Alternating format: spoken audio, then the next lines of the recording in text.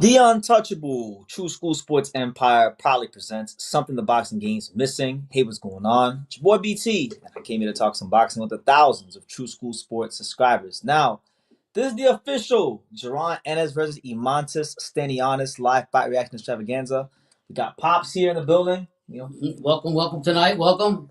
And yeah, HBO go like Pop. Hold on for a second, Pop. Sure. Hold on, because we gotta make sure things are in order here on True School. Hold on, he's trying to get everything right. We gotta make sure everything's in order because we can't have no interruptions. Yeah. We can't have no disturbances. We can't have nothing that distracts us from this legacy fight because everyone's been, I'll be honest with you guys.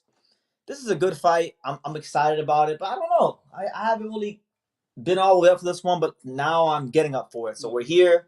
I know Pops has been very vocal about Stanionis winning the fight. I've been very vocal about Boots winning the fight. And as I said in my short earlier, I feel like when a week ago, I was like, yo, Boots going to turn him over. But as this fight's getting closer and closer and closer, I'm getting less and less confident because I'm going back. I'm watching certain Boots fights. I'm looking at the resume. I'm looking at just how much bigger he was in certain guys. I'm looking at the fact that he hasn't really stopped no natural 47-pounders. Stanionis is big. He's got an educated jab. He don't get tired. He's physically strong. Listen, man, this has to be the fight where Boots answer some questions. I've changed my pick because I had Boots winning by a stoppage. I'm not picking him by stoppage anymore. I'm picking him by decision. And even there, I'm still like, I'm a little iffy, but I think they'll probably give it to him. I think the pressure, unfortunately, is on Stanionis. Stanionis is to come in here and get the stoppage because the odds are pretty wide. And normally when the odds are pretty wide for a fight like this, it normally means that the bookies think that they have to get a knockout to win because there's not going to be some sort of decision. Mm-hmm. So that goes the way. So listen, we're here. Make sure you guys smash that like button. Feel free to leave your comments down below and definitely give us your thoughts. Pops, are you sticking with your pick from last week? Yeah, I'm gonna ride with Stanionis. By decision? By decision. I think for me, it's like to me it's a real true test, in my opinion, for Jaron Boots Ennis to see what he's all about. I mean, this Philadelphia big man. People think he is talented. They say he's this, he's that. He's gonna do this. Today he's gonna really meet a real opponent that he hasn't faced before in the ring, and they're gonna find out today that he's gonna get tested tonight. Okay, so we'll see how it's gonna go, man. Shout out to my man MEasyBX in the building. He said I got Boots by UD. Okay, I that one on the same accord because I was talking Boots by stoppage. Then I went back and I watched some film, and then when we went back and I looked at the resume, and I'm like, nah, he's not gonna do that. Yeah. He's not punching like that. Like, Boots is athletic. He's supremely athletic. He's got a lot of tools, but I don't think he's quite the puncher everybody makes him out to be. I don't think he's like I think Brian Noman Jr. actually punches harder than him. If we're talking about in terms of one punch power, I think Brian's a harder puncher than Boots. If Norman were fighting Stanionis, maybe he would lose. But I would have more confidence in Norman stopping Stanionis because I think he's got that type of pop. But that's just me. Mm-hmm. Ghost says salute BT and Pops BT. Let me get a Philip exposed. Why? He won. He didn't get exposed. He won. What you mean he got exposed? He won. He didn't get exposed. Talk about Hergovich versus Joey. He got exposed. No, he didn't. He came in there, did his job, did what he was supposed to do. He won. He might not. I'll say this. He didn't get exposed that fight, but he might get exposed soon. He better correct some shit or else he about to get exposed again really soon. Emezy wants to know if you Pops have you even seen Stanionis fight? I haven't seen him fight, to be honest. Exposed. But how you gonna pick somebody you already watched fight? I'm riding with him because he's a pressure fighter. From what I see with Stanionis, when I first was reading about Stanionis, it was when he was going to that BS with his management and whatever. But I think Stanionis, from what I've been reading, how you gonna pick someone you don't watch fight? I'm not going for Boots. I'm going for Stanionis. Stanionis it's the best test that Boots had in his resume. But how do you know that he's his best test if you haven't watched the fight? I read about him. I see what he's all about. So that's why I'm picking him. Seriously, I am. I think it's everybody's been saying it's gonna be a test for Boots. It is gonna be a test. But I'm saying how you gonna say it's a test? I like if you ain't watched the dude fight. I know, but guess what? Sometimes you gotta go what you feel. That's what I feel. Okay. I feel like he's gonna bring that pressure on him. I mean, we said the same thing when he was gonna fight Karen, but Karen exposed him for what? He couldn't even cut the ring. Yeah, Boots. right? Yeah, Boots. So how about if this Yeah, guy runs down but Stanionis don't fight like Karen. No, he fight like Mattice. It's that pressure. He brings that pressure. So yeah, I'm fine with. Okay. No. He said, "You're telling me my guy Shaw loses to that? Wow, I feel disrespected." Yeah, he'll lose to that, and a whole lot of other guys will lose to that. In fact, you talking about hold on, you talking about did Shaw? You talking about Shaw versus Hergovich? Did Shaw even get past my man Akabajori? Hold on, man. You talking this Stephen Shaw getting fought tonight? Yeah. Did he get you talking about him fighting Philip Hergovich? Did he get past Philip Hergovich's sparring partner, Rafael Akabajori? They'll fight today Pro Box, right? Yeah, I don't see anything on BoxRec. Maybe you could tell me because I'm not watching Pro Box right now. Did Stephen Shaw get past Rafael Akabajori? Did he get past Philip Hergovich's sparring partner? Let me know on that one first. Was it a talented heavyweight though? I like Stephen Shaw. Yeah. I like Stephen Shaw, but Howard, where you at, man? So go see you talking about Stephen Shaw. Howard, where you at? Wasn't he supposed to brought his attention to Shaw to look up? Yeah. Come on, BT. You said he was a monster. Come on, he won. Hey, he took the fight on. He fought Joe Joyce on 4 weeks' notice. He didn't have a full camp, and he still found the way to win. So look, he didn't look great. He'll probably if you don't tighten some shit up, he'll probably get his ass waxed in the next fight. But I don't think that guy's not all that great either compared to the guy that everybody's talking about. Moses? Yeah, I don't think he's. Have you watched him fight? Yeah, I was watching his videos. They made a thing on YouTube. And what did you see? Tell me. What did you see when you saw Moses fight? But I don't think he's that Mike Tyson. Like everybody want to compare him to Mike Tyson and that he's this, that he's that. But get the fuck out of here. He ain't no Mike Tyson. He ain't all that. He's younger. I'll give him that. He's a lot younger than Philip Hergovich. And I'll say sometimes the youngins can come in there and fight somebody like an age out or not age out Hergovich and take advantage of that. But I'm not gonna say that he's not this big. No, he didn't impress me. I was watching. Ghost is asking and he's begging and is imploring with you, Pops. He says, Pops, don't pick him. Stanionis arguably lost to Lipinets. Do not do it, Pops. Holy shit. Did he? I don't even remember that fight, to be honest with you. I remember his fight against Maestro. I remember Buteyev because I was there. But did he even fight Lipinets? I don't remember him fighting Lipinets. But even if he did, was he going through? He didn't even fight. No, he goes. You're tripping. He didn't even fight Lipinets. I'm looking at the BoxRec. Yeah. Boots fought Lipinets. Right. I know he fought Lipinets. Unless you're talking about the amateurs or something like that I don't know about, but he didn't fight him in the pros. Because I don't remember that fight. I'll be honest with you. What I want Boots to do what he's got to do tonight, whatever. The real test is when he goes to 154. That's the real test. All this shit we're talking about, Boots, undisputed at 147, and now I got it, I got that. You don't got shit. You going 154 and test the big dogs. So for everyone out there that might be confused how you're talking about Boots, there's all this frustration. Is it stemming from him not being at 154 already? Yeah, he turned out you talk about legacy, right?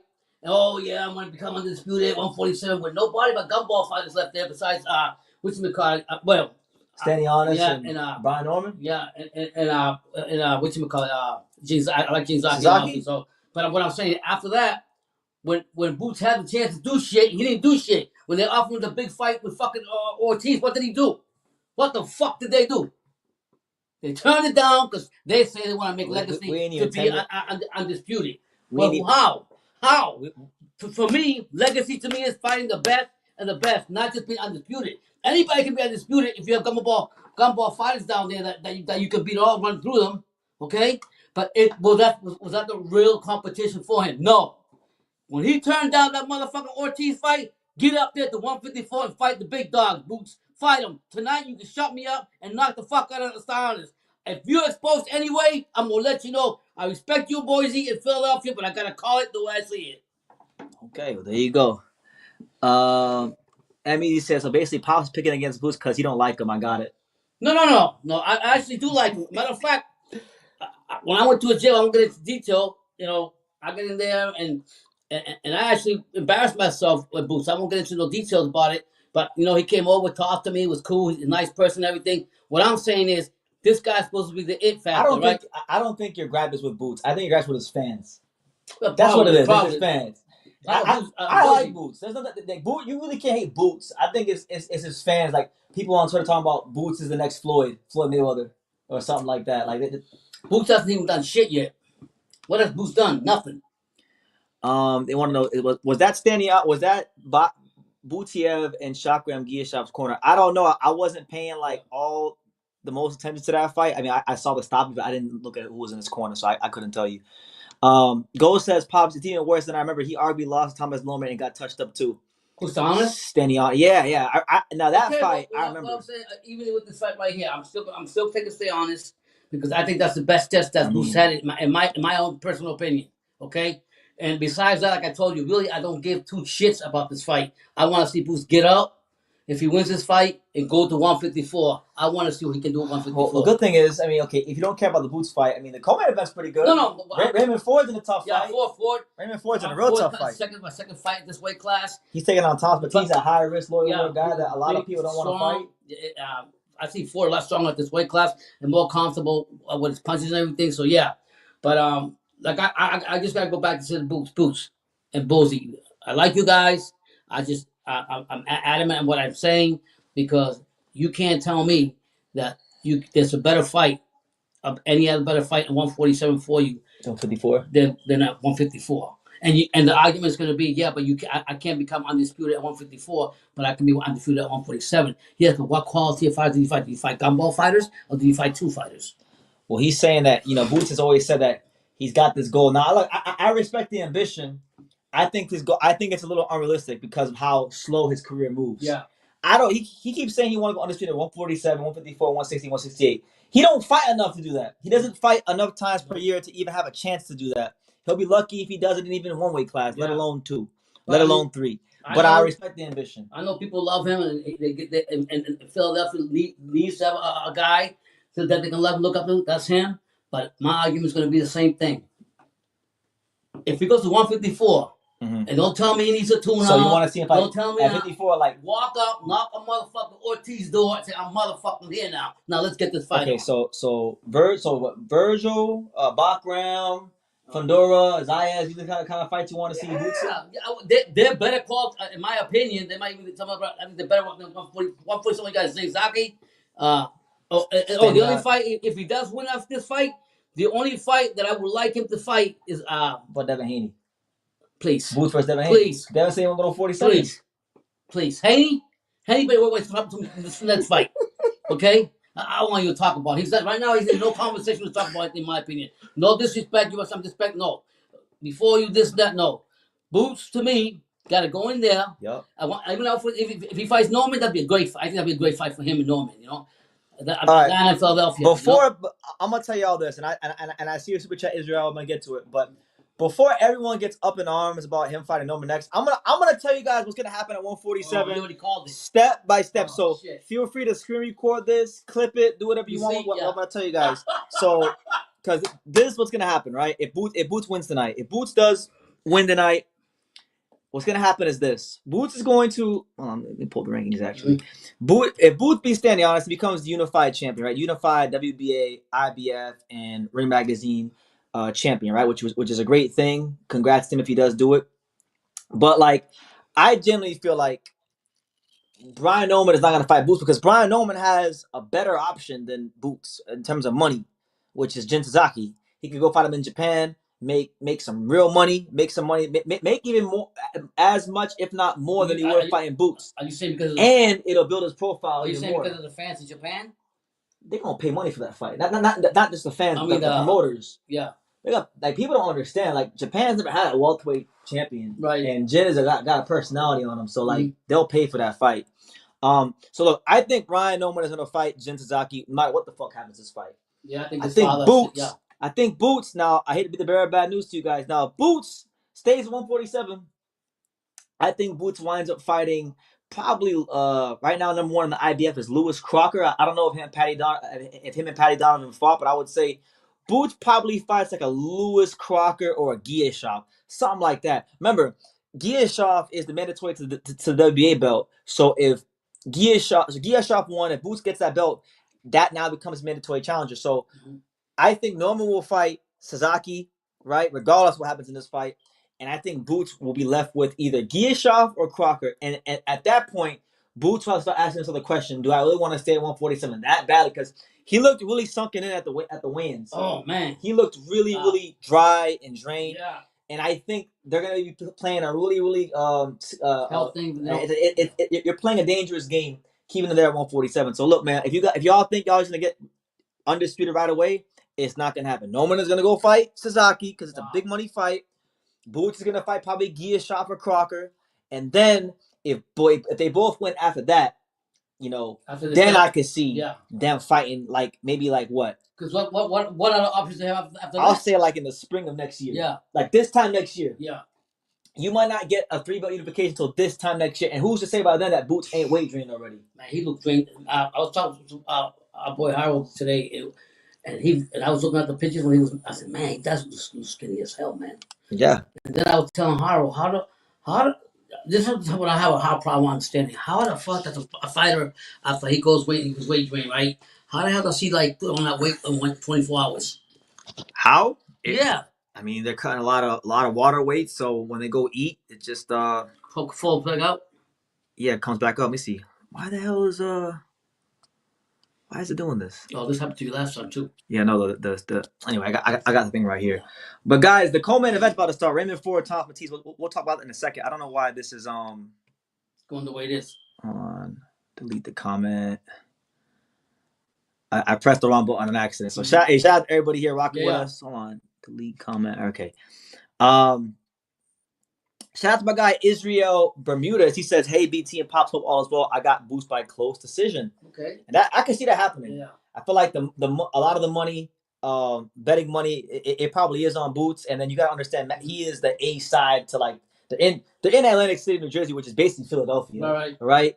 And there's a lot of money put in Boots. They got this big fight with Norman potentially in the future and other potential welterweight fights. So yeah, I don't if Stanionis wins like 7-5, there's no way in hell I think he gets a decision. But that's why I watch the fights. Yeah, that's why we gotta watch him, see what happens. But thank you, Israel, for the super chat. Go says, so basically the two ducks who didn't see Boots fight each other to crown King Duck got it. Boots will destroy the victor duck after. I don't think Boots is gonna be at 47. I'm just telling you, I don't think Boots or Norman are gonna. I don't like they may talk about it in the media. You might see Boots and Norman's dad go on Mill City Boxing, that stuff, run their mouth, and both say they want to fight. Listen, man, boxing's a business.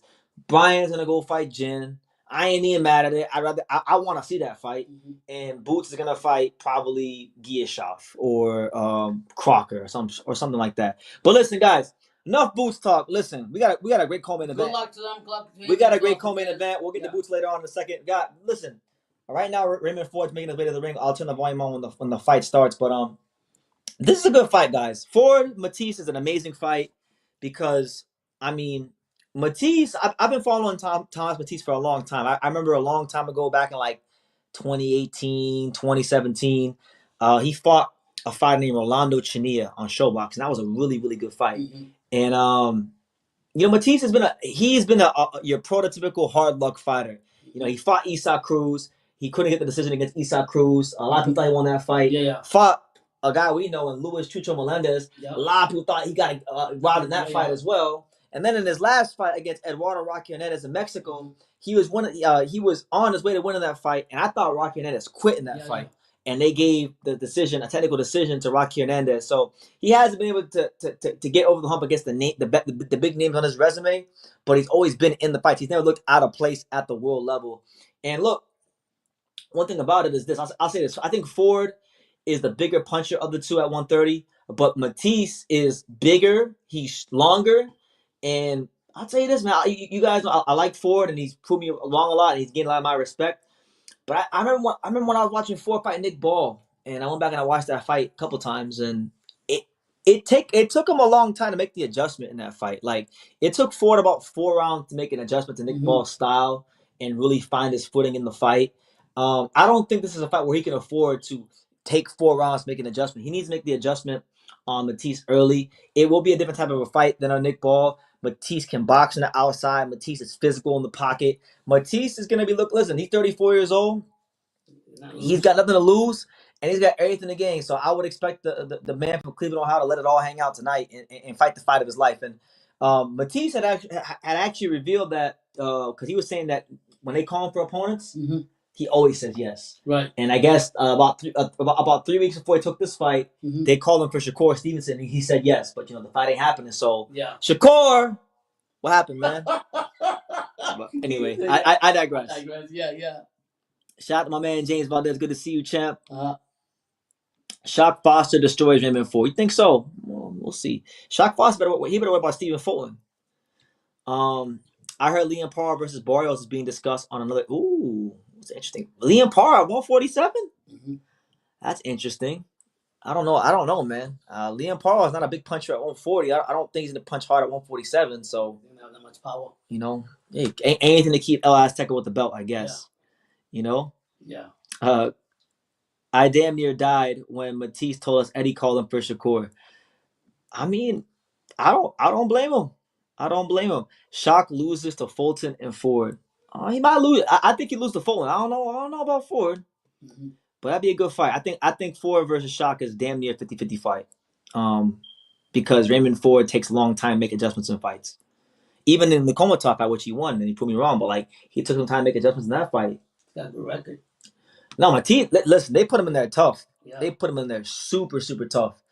And you got Montana Love in the back. Montana Love been tripping all week. They're both from Cleveland. Yeah, it's Montana Love right there. Yeah. Anyway, hold this for a second. Probably go put the volume on. We here, guys. Yeah. He's a trainer now. Button. He's a trainer now. Montana Love. Is he? Yeah, I guess so. Yeah. Mattice, he's big. He look big, man. He's 5'9". He's a 5'9", 130 pounder. He's big. He's huge. This is I'm not gonna sit here and say that Mattice is this killer, but he ain't exactly one of them guys that fighters jump up to fight. You fight this guy if he's your mandatory, and you fight this guy if you can't get the other names to fight you in your weight class. Which, in the case for Ford, he's in a thin weight class now. This is one of the only guys that was willing to pick up the phone and make the fight with him. So I give Ford credit for taking this fight because this fight, if he wins, literally does nothing for him. Like, all it's doing is keeping him busy and keeping his name active. It only does something from if he shows out and performs well. But if he gives an average performance or loses, even if he wins and doesn't look sensational, it doesn't do anything for him. You understand? So I respect him for taking this fight. What do you guys think? Any of you guys any of you guys want to go ahead and pick Mattice? Anybody picking Thomas Mattice by upset? Oh, and I just want the truth made a great point here. He also mentioned that this fight is in fact, Pops, an IBF eliminator. So the winner of this fight could become the mandatory challenger for the winner of the vacant title fight between Eduardo Sugar Nunez and Masanori Rikishi. Isn't that a good fight? It's a very good fight. So high stakes. Yeah. I'm gonna answer that question in between the first round, James. Give me 1 second. Round one, Ford versus Thomas Mattice. Ford in the yellow trunks, Mattice in the black trunks. Southpaw versus Orthodox matchup. Very, very important fight here for the 130 division. Mattice been a hard luck fighter.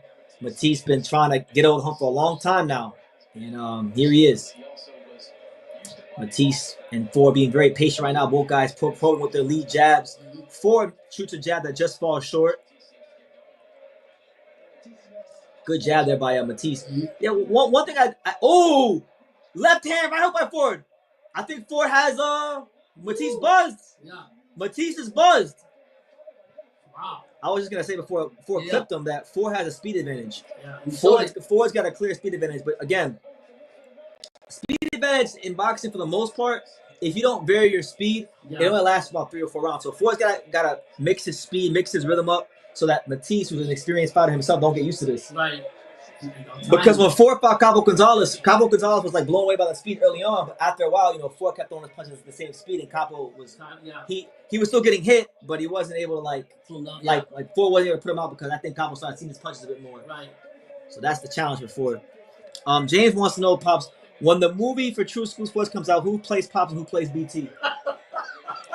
Whatever, doesn't matter. It's all good. Bruno Mars can play me, and then The Rock can play my dad. The Rock. We'll go Dwayne The Rock Johnson for Pops. That's funny. Yeah.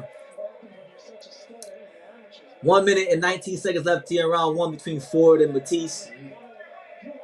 Yeah, so far I think Mattice looks bothered by the speed of Ford. Yes. One of the biggest differences between Ford at 130 and Ford the featherweight is not just the power, but his punch selection. He loves that lead right hook a bit more. Yeah. Ooh. Okay, nice little 4-punch combination from Ford. He going from the head to the body. Yeah, Mattice needs to find a way to neutralize the speed. Yeah. Oh, the 2-1, the straight left hand power jab combination from Ford snaps the head back of Mattice. Yeah, Mattice has no clue what the hell is going on with the speed. He said yesterday, because they call Mattice the Gunner Man. Yeah. Ford told Mattice, said, "Look, I like him.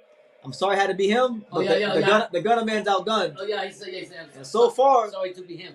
So far, that looks like it's the case. It looks like Ford got too much. He's too strong, too fast, too quick, too good for Mattice so far. Mattice hasn't been able to figure nothing. Yeah, if I'm Mattice, you might need just throw these first 2 or 3 rounds in the trash. Get your footing in the fight. Don't get knocked out. And hopefully. Wow. Ford came out gunning. Ford is gonna stop him. Ford will get him out of this soon. He should. I mean, everyone thought that when he fought Orlando Cabo Gonzalez. I mean, he was bigger, like significantly bigger than Cabo Gonzalez, and he was dominating him early on. But as the fight wore on, Cabo got used to that speed, and his experience took over, and he wasn't. He still lost the fight. He still got his ass waxed, and Ford still showed a gap in class. But I think Gonzalez started seeing the punches, so he needs to make sure that doesn't happen again in this fight, so that he can put the exclamation point in front of all those lovely fans in Atlantic City that came to see him fight. Is anybody going for Mattice? Now, nobody in the chat's going for Mattice, but he's a good fighter. But so far, he don't look so hot. No. Jeez.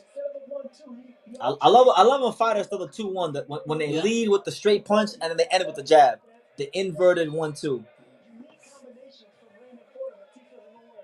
All right, so round 2, Ford versus Mattice. Let's see if Mattice can finally get his footing in the fight. Your boy BT, Brennan Taylor with Pops. Smash the like button, subscribe, super chat, all that good stuff we hear. Yes, I want the truth says that Mattice is 34. He is 34. Yeah. He is, but he didn't look terrible in his last fight against Rocky Hernandez. Get these guys in their 20s and you in your 30s. It's hard. It might take. That's what I'm saying. It's gonna take Mattice some time to get the car started up. That's what I'm saying. Just go, throw the first 2 or 3 rounds out, and hopefully by the 4th round you're warmed up and you got his timing down and you can start counterpunching a little bit.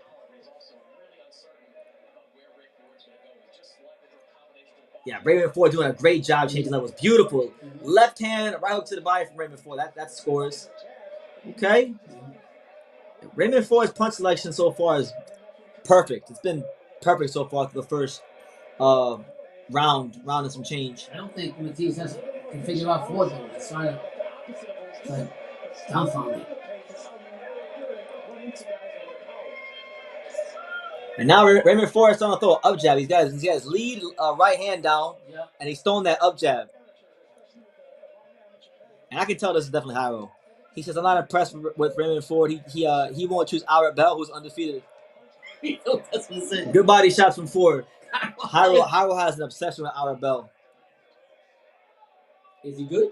He's good. He's good. Oh, good right hand from Mattice. Mattice finally started to let his hands go a little bit here. Right hand to the body from Mattice. If Ford says no, and when a fighter says no, that normally means yes. Yeah. So if I'm Mattice, keep going down there. Ooh. Raymond Ford grazes Mattice with the overhand left, and Mattice is taunting him. Mattice is unfazed by the power punches of Ford, and then he gets underneath Ford and kind of picks him up a bit. Good right hand down the middle from Mattice, and Mattice is saying, "Is that all you got? Is that all you got, punk?" He's beating his chest like he's Tarzan. Yeah. Like, Oh my God. He wants some smoke with Ford.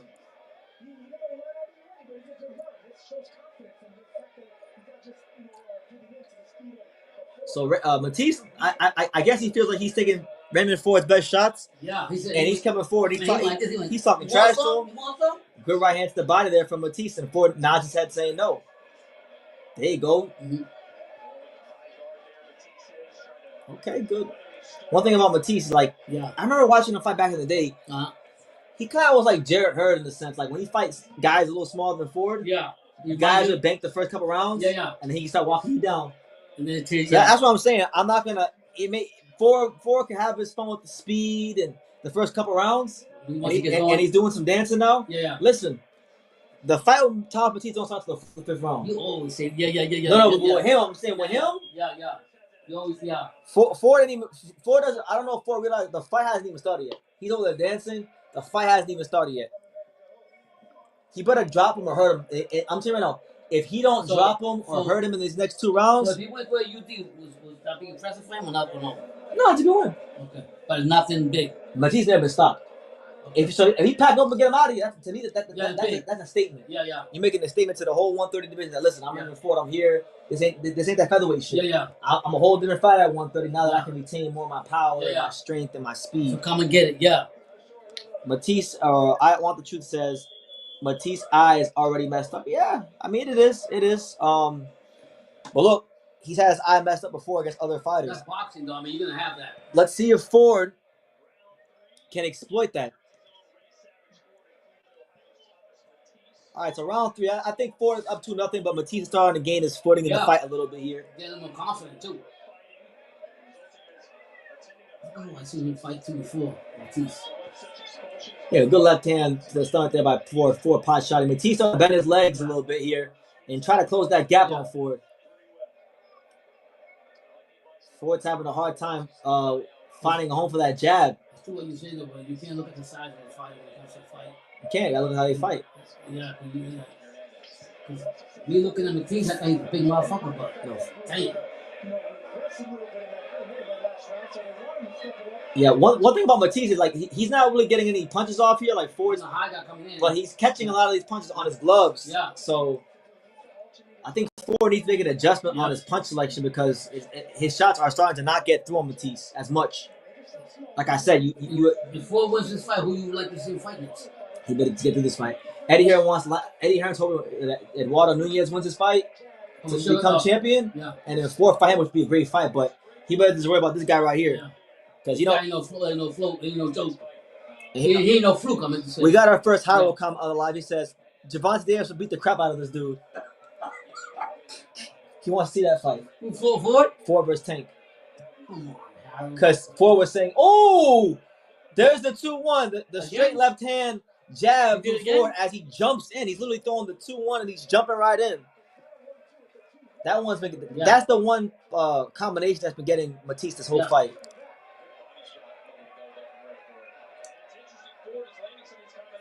Oh, Ford missed a big right uppercut. He wanted to get it too. And Matisse talks to him still. Yeah, Matisse's left eye had a lot of swelling, a lot of damage there on the left eye of Matisse. Oh, good jab. If I'm Ford, you know that's where you want to keep landing your shots. Yeah. Over and over and over again on that left eye of Matisse. So he can't see. Then the great thing is if that eye closes enough, Ford can land the kill shot, which is the lead by hook, which is the same shot that dropped Orlando Cabo Gonzalez when they fought. Mm-hmm. He likes to lean and jump a lot, huh? I'm talking about Ford. Yeah, 130. He wasn't doing that shit at featherweight. No, he wasn't doing that. No. Probably because he has more energy. He's not because he's big. Yeah. One thing about Ford, man, I didn't know until I met him in person. This dude walk around like 160. Jeez. He's a fire hydrant. He's built like a freaking fire hydrant. You wouldn't even know it. You wouldn't even know watching him on TV, but he walking around at least at 155, 160. Yeah. And mind you, if he's fighting at featherweight, he's cutting down all the way to 126. Jeez. Shit, even at 130, he's still cutting down 25, 30 pounds. Yeah. So, round 3 just ended. I think Ford won that round as well. Yeah. Matisse, he had a little momentum going at the end of the second round, but Ford got hold of it again with the speed, the combinations, the 2-1. And that's what it is. And there he is. There's Jaron Ennis, who walks into the arena tonight as a minus 650. Stanionis comes in tonight as a plus 450 according to DraftKings sports odds. I want to know from the chat. You guys let me know. Do you guys think that Eimantas Stanionis should be a plus 450? Should it be a 4-1, damn near a 5-1 underdog? Are those odds just in your eyes? He said, "Where's my team at?" Who said, "Where's my team at?" Well, I'm here right now. Where they at? I don't know. Oh, yeah. Shout out to my man Jazz. He said, "Look, he got on the phone. Where you all at?" Dead. Holy shit. Jazz says, I think Stanionis edges a very close fight. Yes. That's what I'm saying. Like 450 is atrocious. Is that bad? Like +4. Eimantas Stanionis is not no 4-1 underdog against Boots.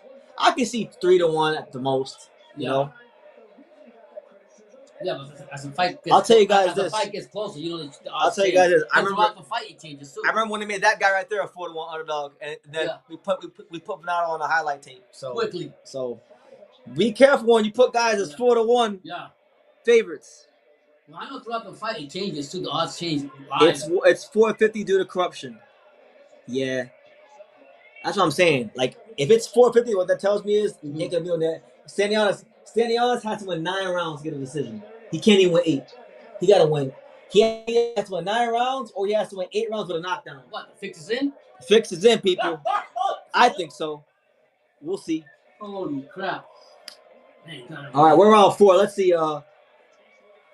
Mattice is Raymond Ford. I think Raymond Ford's speed and the fact that what I like what he's doing now, which he didn't do at featherweight, is he's not just punching to the head. He's varying where he's the angles where he's throwing. He become a better fighter, a better fighter in adjusting and throwing his punches. He's not just to the head. Oh, good body shot before. He sat down on that one right there, and we know he can do that. We saw that in the Komatov fight.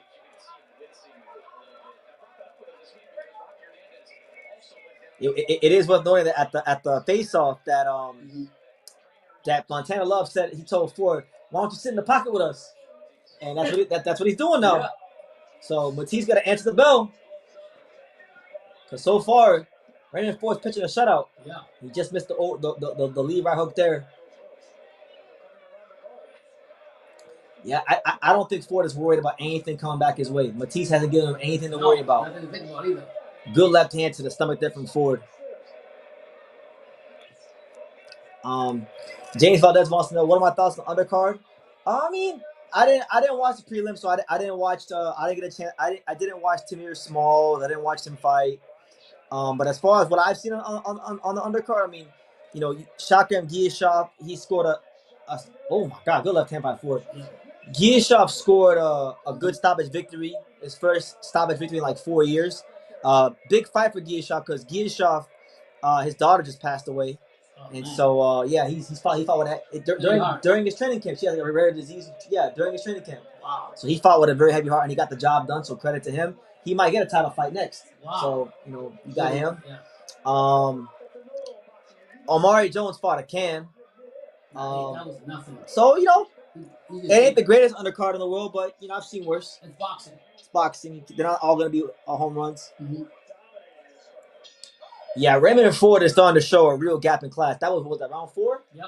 It's round 4, and he's just starting to put belt to ass on Mattice. Mattice is showing the difference between a guy who is a championship level fighter and a guy that's a competitive, like, gatekeeping type of fighter. Yeah. Mattice could give fighters who are more one-dimensional a good fight and potentially beat those guys. But Raymond Ford is not one-dimensional, no. And Raymond Ford, at this weight, especially at this weight class, he's just growing into this weight class so fast and adapted more to the weight. Because he's not cutting as much. Yeah. That's what it is. He's not cutting as much weight. Boom. Hand History says, at least the bookies are giving us some value for these bets. Yeah. Yeah. Let's bet something. So they got my Boots for 4-1 favorite. Almost 5. No, but they usually 4.5. I know when I watch the fight, sometimes during the live thing they change the odds. Yeah, the money comes in on somebody can move. It could actually get wider. Yes. Oh yeah. Boots could be like a 5 or 6 to 1 by the time they get in the ring. Holy shit! I'm riding with Stanionis. Boots gotta prove me wrong. He got if he can knock out Stanionis and show me what he got. Then you're a believer again? I'll be a believer in him. But until then, he got to show me what time it is. 154. So let me be quiet. All right, round 5. Raymond Ford, Thomas Mattice. Ford is he's in firm control of this fight right now. Yeah, good right hook to the body from Ford. Really Mattice has no answer for the Raymond Ford hand speed. And he's not my biggest. He's not even leading with the jab at all. My biggest disappointment with Thomas Mattice so far is that he refuses to try to counterpunch Ford because he's weary of that speed. He's not trying to counterpunch at all. Look how tall and strong he is. Use that. Ford is throwing all kinds of punches at him, and he's not trying to counterpunch in between the shots. No. You gotta have to jab out there and keep Ford pointing out. Ford's coming in when he wants to. Now you got Raymond Ford sitting in the pocket. Yeah. Good right hook to the body. Like, just letting it stay down. A right hook to the body. Left hands to the body. I think these fights are coming here, right? And like you say about the city, they worry about representing the city and doing this. And when they get into a fight, they don't produce. How you tell me? That don't mean nothing. It doesn't mean anything. Where they're from. Where you from don't mean a motherfucking thing when you get in the boxing ring. Where they from? What you think? Don't. I'm from New York. That definitely don't mean anything. That definitely don't mean anything. Knocked out about 15 knockouts.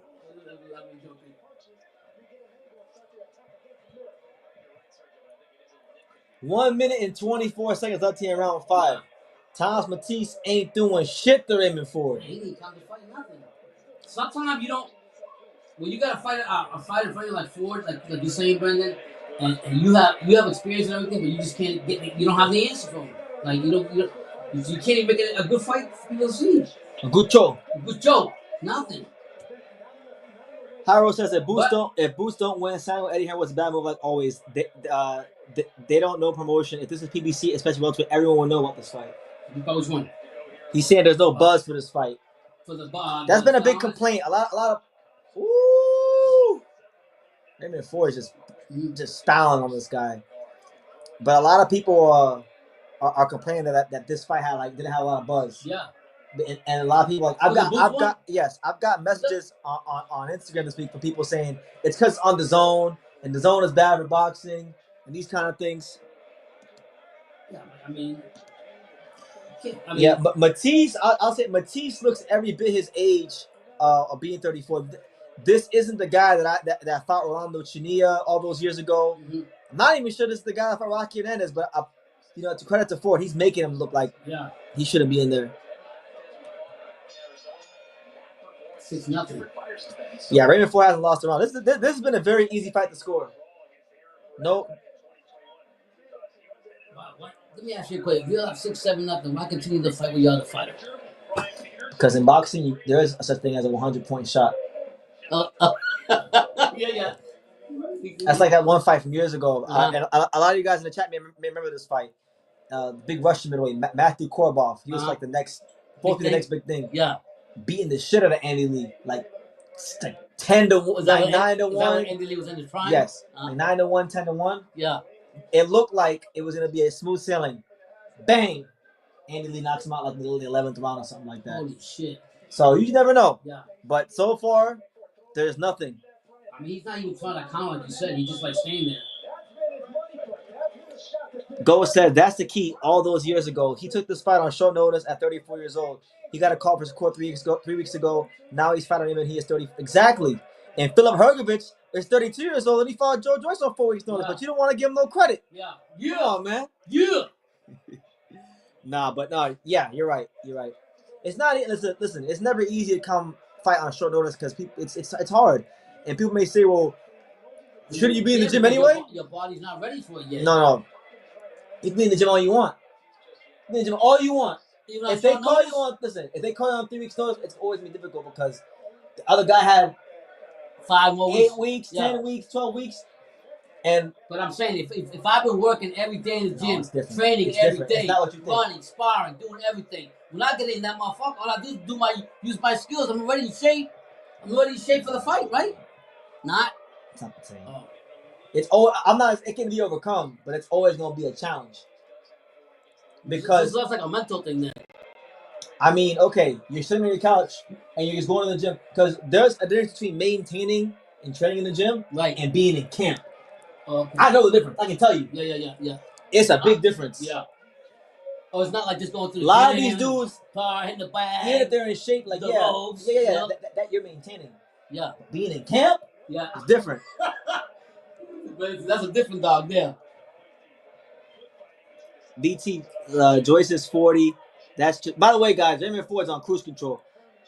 Matisse ain't giving him nothing to worry about. BT Slow Joyce is 40. That's Shazora's not the one. My issue wasn't the lack of chaos. It's the defense. He takes way too much.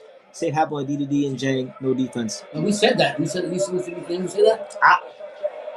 Yeah, his chin is saving him a lot. I'm not as mad with the defense. I'm more mad about the lack of the jab. Like he was doing this shit where his lead left hand was low, and he would let Joey push him back. I don't like that. No. And some judges would not give you that points or nothing if they see, you know what I mean? Hyro says Fundora became unified champion on short notice. Philip isn't good though. Tell him, Pops. Oh yeah, we talked about this. Yeah, don't talk. I didn't want to hear that shit. He got the interim belt, Hyro. So he got a shot for something. I'll tell you this: Philip will never get knocked the fuck out like Fundora did against Mendoza. I'll tell you that right now. Yeah. And my man right here says mentality is different. It's knowing that you have a fight schedule. It is. Yeah. When you know you got 8 weeks to fight, it's just different. Right. Probably is. Like I'm just saying because I see like a lot of fighters that actually stay in shape. Like you said, I gotta go with the shape thing. Like they're in there, they're sparring, they're running, they're jumping, they're doing this, they're doing their thing every day. So when that full range, you're already ready. Yeah. But like you said, a mental thing. It's a fact. And then again, matchmakers are gonna do it that way, so you don't. So you're probably set to lose. Ford is up 6-0, man. Yeah. Thomas Mattice, I get it, like it's short notice, but man, you got like my good buddy Stacey McKinney said a long time ago. But you gotta fight. There we go. You got. Where's his team at? Oh, he does his own raps, doesn't he? I guess so. Shout out to Lord Zed. Woohoo! Great to join you, BT. Good to see you, Lord Zed, as always. Oh yeah, that's right. They say he does his own thing sometimes. He don't. Another thing too, Pops, that my man Pepe brought up is when you get a call on short notice. Okay, if you're going into camp, you don't got time to set up your camp with sparring partners. Yeah. Okay. You got 3 weeks. Yeah. You may not have time. It may be hard to get a guy. Right. If you don't want in advance, then okay, you can set things up. Yeah. Lord Zed says, BT, I watched your video on the Japanese Mike Tyson release. I'm excited. Yes. Sora Tanaka. Yes. Very excited about him. I'm not sure if he'll get to the world level, but he's very exciting, very strong. He's punching. He punched harder than Jin. Jesus. You think Jin punched hard? That dude from Ohashi? Yeah. Welterweight? He's like 3-0 right now. He punched harder than Jin. Anyway, round 7. Will Thomas Mattice show any sort of resistance to Ford? Because you know what? I'm going to say it like this. Mattice is what he is. He's a good, solid gatekeeper who couldn't quite get over the hump in his big fights.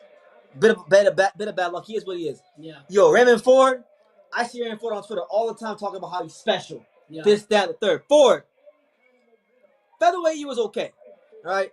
You beat Coleman off, great fight. Yeah. I expect big things from Ford at 30. Right. He better put the exclamation point on Mattice. Mattice is a dead man walking. He ain't throwing nothing at you. He's walking at you in a high guard. You got to put him away. Put belt to ass. Yeah.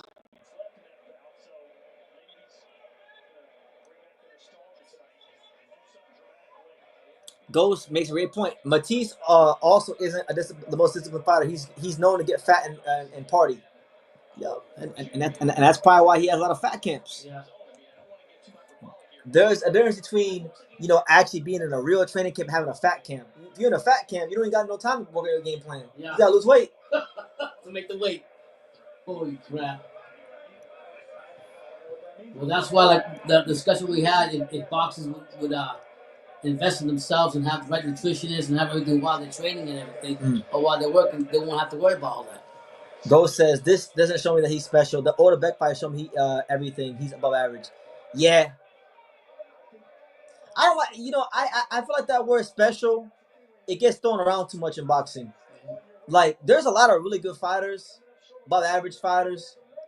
I don't really think there's that many special fighters in boxing. There's not supposed to be. Right. Everyone can't be special. And the only reason we have an environment where so many guys think they're special because they don't fight each other.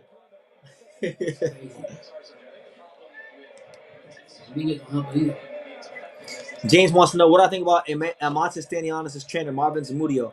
Marvin's a long-time veteran of the sport. Been around forever at the Wild Card Gym. Can't speak to much of him as a trainer. I kind of just know him as like Freddie Roach's assistant, and he's one of the guys that really helps around Wild Card Gym. Not even sure that's his main trainer, but I respect him because he's been around boxing for like a long time, like decades. Like his main trainer back at home. Ghost says that Raymond Ford is fighting a punching bag, and he still doesn't look extraordinary. Yeah, it's like we were watching the other day, watching the Cicada. We were watching it. You know what? I really want to see what happens if Eduardo Sugar Nunez gets upset and loses to Masanori Rikishi and Ford got to fight Rikishi. Oh shit! Wonder if Eddie would make that fight, because that would be a little harder to make. Mm-hmm. That might actually be the better matchup for him though. Right? Is Rikishi? He could outbox Masanori Rikishi, Mm-hmm. but Sugar Nunez, I don't know, man. He got him rated high, so he's gotta be high. I don't know. BT, it's the same thing they did with Jaron Ennis. It's just promoter talk. Raymond is definitely above average though, but I don't see him dominating the whole weight. Yeah, like I've seen people say, "Oh, Ford is the best at 130." I don't know. I don't think so. I don't know if there's the best at one. Nobody's really done anything yet to say that. Yeah. Like I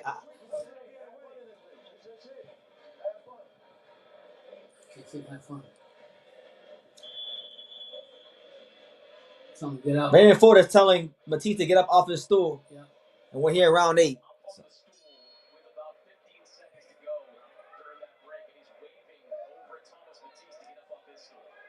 All right, let's see, man. Can Raymond Ford finally put the exclamation point? I'm not gonna lie, man. Like I thought Ford was gonna win. Well, you know he's gonna win this. I thought he was gonna win, but I said that he would get a knockdown, and he ain't got the knockdown yet. Because I thought in them first 4 rounds, the speed would drop this guy, and it didn't drop him. And then I was hoping maybe Ford would go back and watch some tape and vary his speed up a little bit. That ain't happened. Mm-mm. So you like a little disappointed, even though you mildly, man. He's winning the fight. Like he's winning the fight, mildly.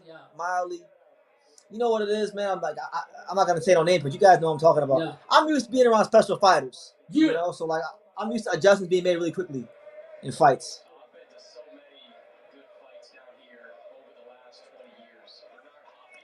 Hyro said, "I told you, Ford ain't punched that hard. I told you he ain't anything special." You didn't say. Stop, Hyro. He was talking when you know he's supposed to get on your skin. I like Hyro.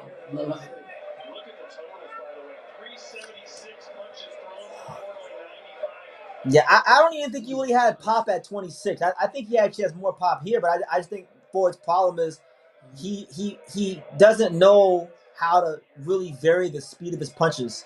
He throws his punches at the same speed the whole fight. So, of course, in the beginning, it overwhelms Mattice. Mm-hmm. It overwhelmed Orlando Capo Gonzalez. But as the fight goes on and you see the punches, you know, they get used to that. And, like, he don't really feint, probe. Everything's kind of at the same speed over and over again. And you could outwork guys. Like, you could outwork guys and outbox the way he's doing. And listen, to his credit, he ain't lost a round yet. But if you're talking about looking sensational, putting the exclamation point on shit, nah, man. Mattice ain't even ranked anymore, right? No, I don't think he's ranked. He might be. If he is, he's in the lower top 15. Right. There you go. Good body shots there from Ford.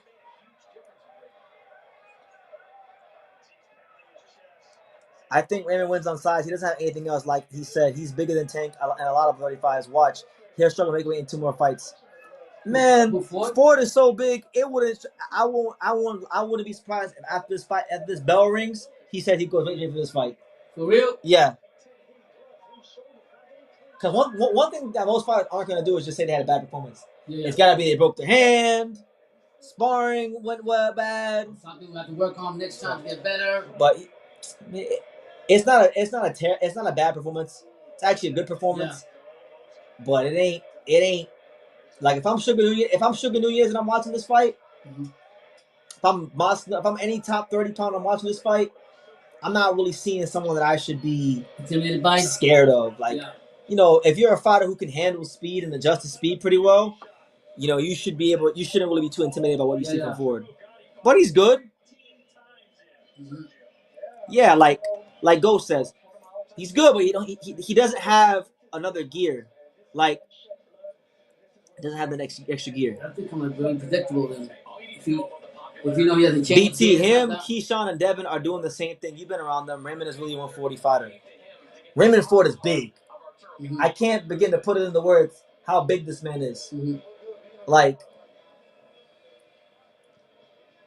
I think he's bigger than Keyshawn for sure. Will? Yeah, he's bigger than Keyshawn. He's wide. Yeah. This is not a good fight. Disappointed. I'm very disappointed. This fight, here you go. MEZBX. This is why every time I'm talking about Ford, he always saying I'm not hating. I like Ford. This channel always hated on Ford. How am I hating on? I was the one saying he should have got fired the year before they actually gave it to him. I think he can beat a lot of guys at 130. I'm just saying, if you're trying to really make exclamation points, statements, you gotta do fighters like this. Thomas Mattice has not done anything. He's not thrown one punch at Ford to trouble him. Ford is landing a lot. And Ford is landing a lot, but Mattice is not going nowhere. He's never been stopped. He's got 4 losses, never stopped. Yeah. Did I see what Ford said about Shushu? That's the fight I want to see. I like to see that fight happen because they both have similarities. Yeah, he said Shushu was a bitch, and he said that Shushu gets on camera, and Shushu just does a lot of talking, and he don't like how Shushu acts because he saw Shushu in the amateurs fold time and time again. Those are his words, not mine. They should fight. I would rather see Ford versus Shushu than Ford versus anybody else or Shushu versus anybody else. Yeah. If I'm being 100% honest. New Jersey, New York.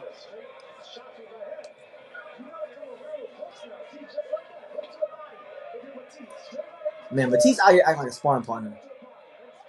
Doing nothing, he's talking. Even Lamont Roach walks around at 160 and cuts to 130. It's the Victor Conti effect. You got huge guys making tiny weights, such as boxing.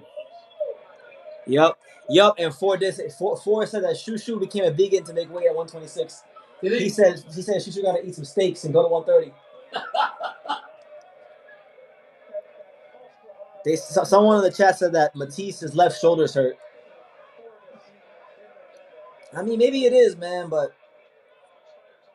and I know it's easy for me to criticize because, like, I'm a house, but like, if you want to be great, if you want to make a mark in the sport, you got to overcome things like that. Yeah. You have to. I mean, every fighter has things they got to overcome. He's still talking to Raymond Ford is talking to someone in the crowd. Is he? Like, we all got to overcome things. Like, I didn't want to go live. I didn't want to go live today. I said, F it, BT. You got to come live. He ain't doing shit, man. He pumping it up. What are you doing all that for? Shock makes light work out of Ray. I get why Raymond Ford team said no to Oshaki Foster. Oh, he turned the fight down before? I guess so. I don't know, but.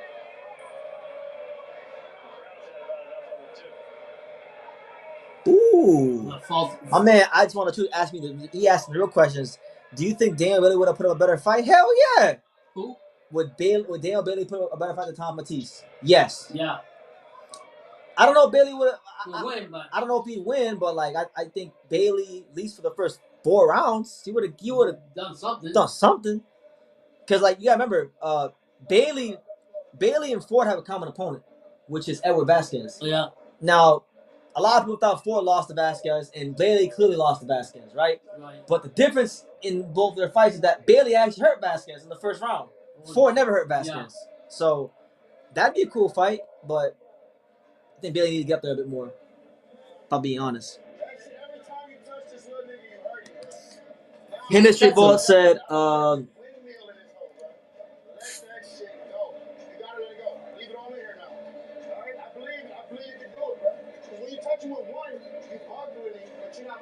yeah, Montana Love ain't got nothing for him.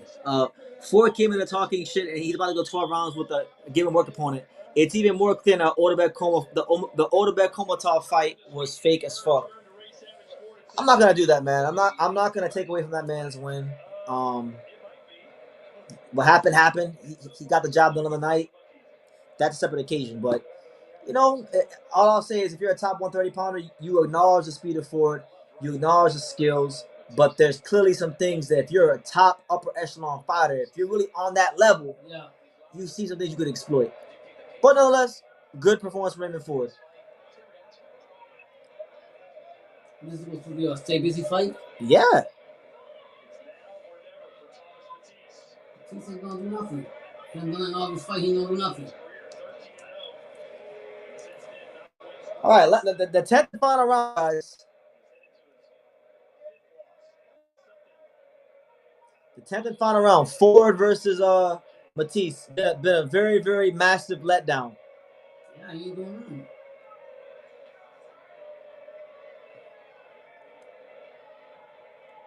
Two minutes left.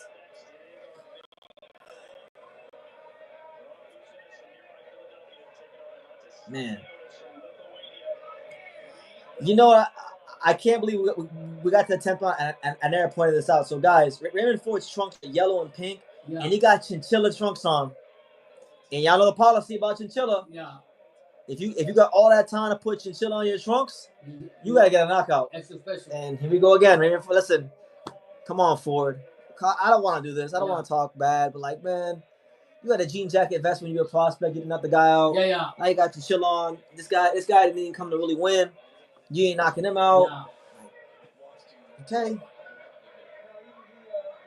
You know the crazy thing is about Ford? What?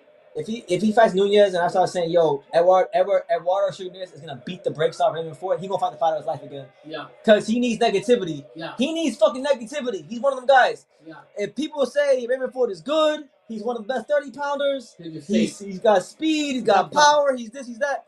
He gonna give you these kind of performances. Completely. But the minute he fights Sugar Nunez and I start saying, yo, Sugar Nunez is gonna punch 50 holes to Raymond Ford. Yeah. Then he gonna fight the fight of his life. He gonna be in the pocket. Yeah. He gonna be sitting down on shit. He gonna like he's just one of them guys. He needs the odds against him. He needs negativity. Mm-hmm. So you know what? I helped Raymond Ford. I helped Raymond Ford get over the hump and put the fight of the year on in Boris Komatov. Yeah. I'm gonna do it again. Yeah.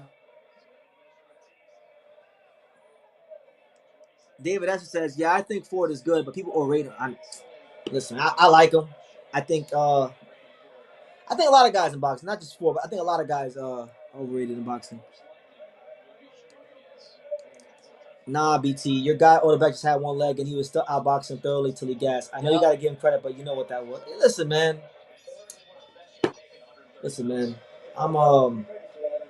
I gave his credit. I talked about before the fight. I don't want to do none of that. MEZBX continues with the bitching and moaning. He says, and this channel does hate Ford. I don't hate Ford. I don't hate nobody. I don't know these motherfuckers. How can I hate them? I don't know them. I don't know them. Hate. Ain't no hate. This talking. Yo, it's April, right? What is it? April 12th? Yeah. Yo, guys, in like 8 days, the NHL playoff starts. I ain't gonna listen, I'm not gonna get emotionally invested in nothing. I don't even like Angelo fighting in Japan on May 12th. I don't even care about that right now. I'm trying to see the Panthers win the Stanley Cup. Yeah. I don't hate nobody. Hate on Ford. Nah, man.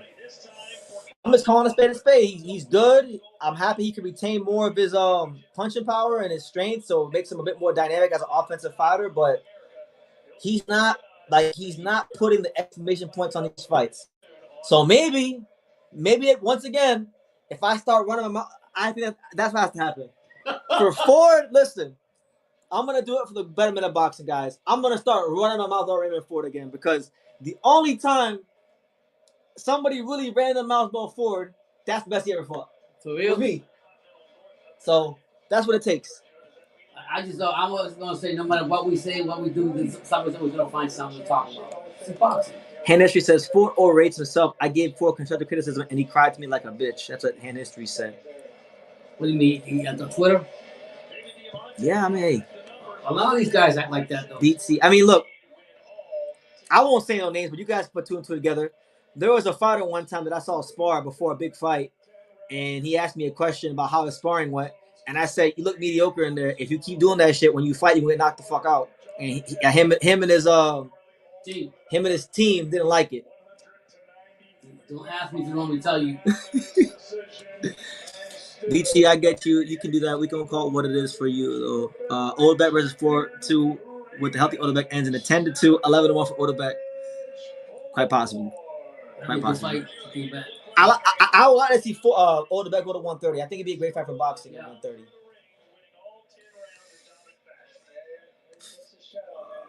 BT's on Joker time. I'm having fun, man. I gotta have fun. What's the point of doing this if you can't get fun? Yep. Thank you for the paycheck, dude. We're gonna go out tonight. I'm from Cleveland. You're gonna do all that, and he's gonna get exposed again. Yeah. Everyone got one leg like your guy did. Yeah. It's bad. Robinson consents out versus Ford. That'd be a good fight because Ford don't really counterpunch at all, and Robinson move his hands, so that could be a good one.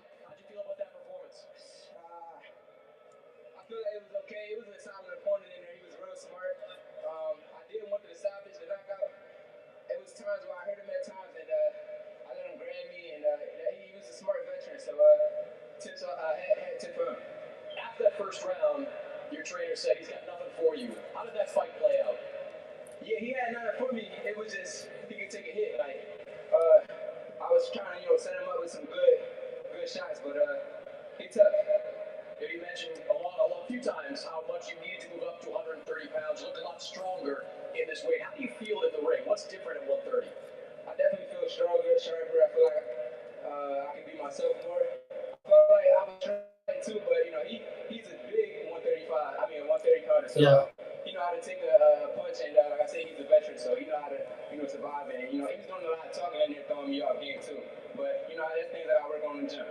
Speaking of big 130 pounders, another natural fighter, Sugar Nunez, who's going over to Japan next month to fight for the 130-pound title. If he comes back with it, is that the fight you want next? For sure. I've been saying that. I've been telling Eddie this. I've been telling my team this.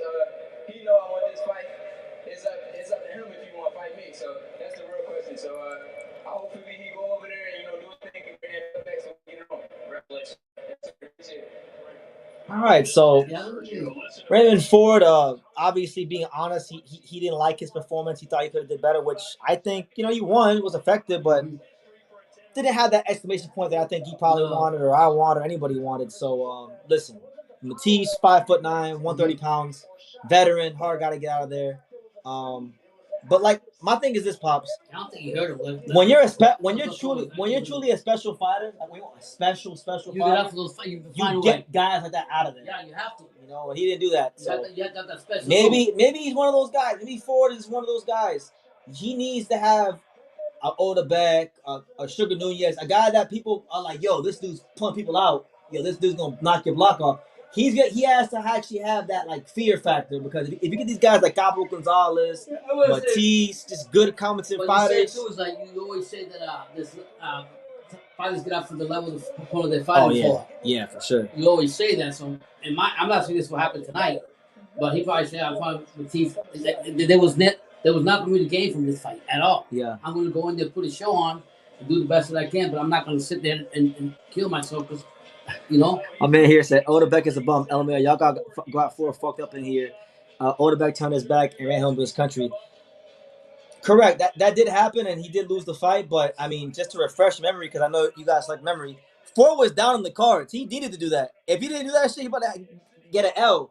So it wasn't that wide of a fight for you to be talking how you talking. So keep that in mind. Yeah. I hope Odebek gets good for another good fight. I like it. Regardless of bad leg or not.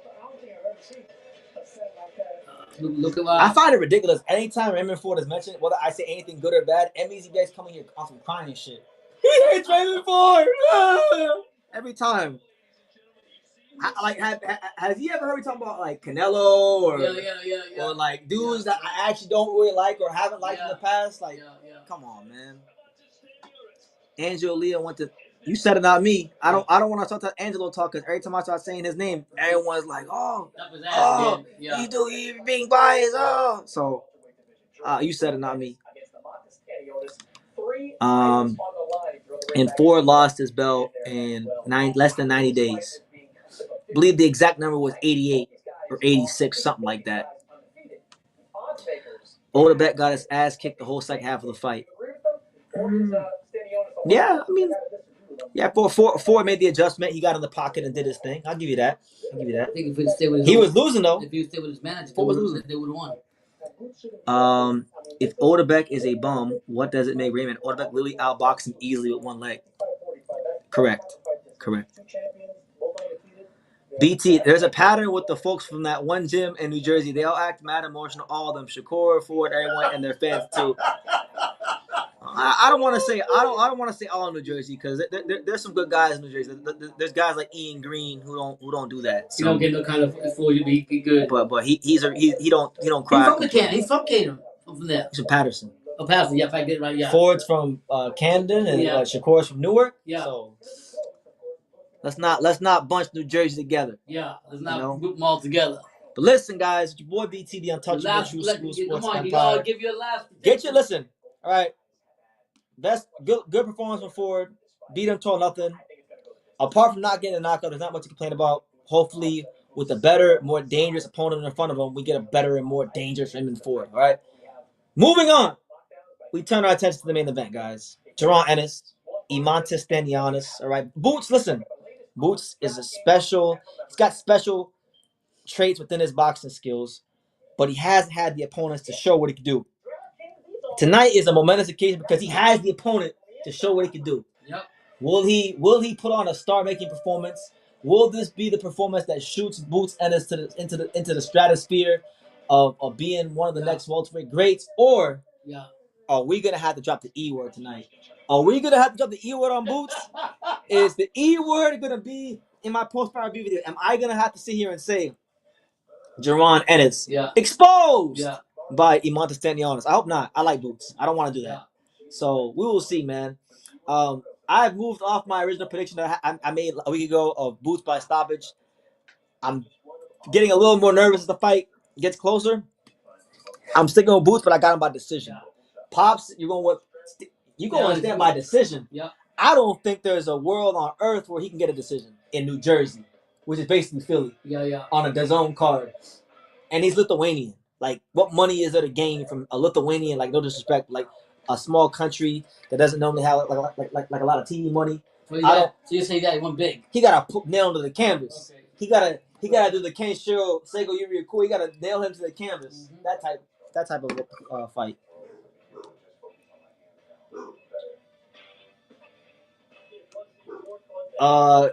Go says BT seen Boots in the gym. He knows what's up. Listen, Boots is a fantastic talent. He just needs to work on sharpen some things up.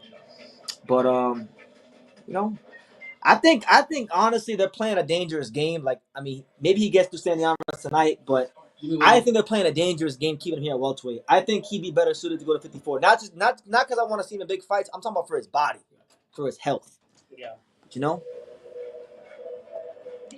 BT, just know that if Boots stops him, I will say he would have stopped EJ in 8. Yeah, that'd be. Listen, I thought Boots would have beat Errol Spence. I could see that.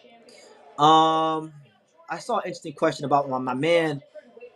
What do you think about Dylan Price versus? I don't know. Listen, I'm not gonna even cap. I'm not gonna front. I'm not gonna fake the funk. I don't even know who that is. But you mentioned Dylan Price. As far as Dylan Price and what could be a step up fight for Dylan Price? It's a good question. Dylan Price is what? He's an 18-pounder. He's a bantamweight, I'm pretty sure. Where is he ranked? Dylan Price. He's ranked. Where is he ranked? I don't know. Somebody in the top 15. I'm trying to figure out where the hell he's ranked. I remember I did a video on him, but he's not ranked anywhere. So I guess the first thing he should do is get his ass active because he's not ranked anywhere in any of these top 15. But I like to see Dylan Price versus like Andrew Kane, Dylan Price versus Raymond Caballo. I like that fight. Give me Dylan Price versus Raymond Caballo. Oh my God! Really? Oh my God! Update on the Pro Box card. Stephen Shaw knocks out Rafael Akabajoy. So we have an update, Pops, about Stephen Shaw on the Pro Box card. Oh no! So Stephen Shaw did our boy Rafael dirty. Beat him down to a vote. Stephen Shaw knocked out Rafael Akabajoy in the first 30 seconds of the first round. Woo! He got beat down last week. Here comes Ghost. BT Terry Boyfield to get his boy's revenge. Send that contract. Sean 6. Oh man. Well, they ain't friends, but they sparring partners. But Jordy did that. We had a big fight before that. He choked too. Listen, man. I give him respect. I give Rafael respect. He's a friend of the program, but you know he's a guy that started boxing very, very late. He was a basketball player, wasn't he? Basketball player for Miami Hurricanes. Then he played on the Dolphins practice squad. Got into boxing very, very late. Yeah. He's not cut for that, like pretty much. Every time Rafael Akabajoy has been hit, and I like him. I don't get no joy saying this. I don't get no joy saying this because we covered some of his fights. Like, I like him. I've interviewed him. I know him. But so far in his career, he's shown that every time he gets hit, he don't got no answer for getting hit. You know. What did he say? Kobe's better than LeBron. He said Kobe's better than LeBron. This is after a fight. We're talking basketball. Or no, he said we were arguing about basketball one time. Yeah. He was talking some bullshit about basketball. But I mean, he's a nice guy though. He's just not nice guy. I wish him the best. I know he got married recently. Yeah, it's just sometimes something's not for you. I mean, if you can't be. I mean, like no disrespect to Stephen Shaw, but Stephen Shaw is not even in the top right now. And Ghost ain't gonna like this, but Stephen Shaw is not even a top 25 heavyweight. I thought he was top of the top. Nah, he's taking enough losses now to where you can say he's not even a top 25 heavyweight. Wow. This win might get him back close to that top 25. Yeah. Because he's on Pro Box, it's a good stage. Right. But yeah. Wow. He said, "We got Philip's spar partner out of the way. This foreshadowing was what to come." Listen, man. Who told you that? Man. I respect Stephen Shaw. Like to pull you. I like Stephen Shaw. Baby, come back. Y'all better stop playing with Philip Hrgović's name. When he become heavyweight champion of the world, we're not. Listen. Joe Joyce might have given Hrgović some problems. I'm telling you right now, a lot of these guys ain't Joe Joyce. They ain't taking that kind of punishment like Joe Joyce. Joe Joyce was old though. He's like 38. What he was 38. Hasn't fought in a while. The crazy part about this whole fight was that Joe Joyce. We talk about this. He beat who? Dubois. Joe Joyce beat Dubois. Dubois beat Hrgović, but Hrgović beat Joyce. Triangle theory is exposed. Exposed. Yeah. You know.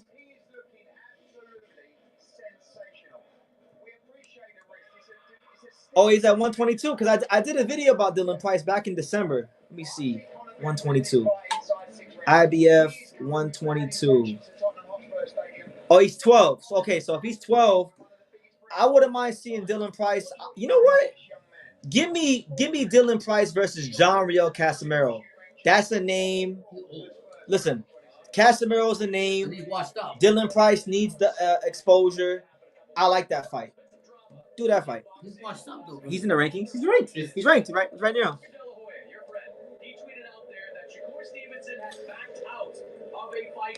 Go says BT asked Ismail Salas about Joyce. Went there working and Shaw sat him down multiple times. Well, listen, congrats to him, but that's sparring, champ. Under the lights, that shit is different. You know, listen, I'm not against the fight. I don't think Keith Conley gonna do that fight because there's nothing in it for Hrgović, but I wouldn't mind the fight as a fan. Will Casimiro pass the drug test? Probably not. Probably not these days, for being honest.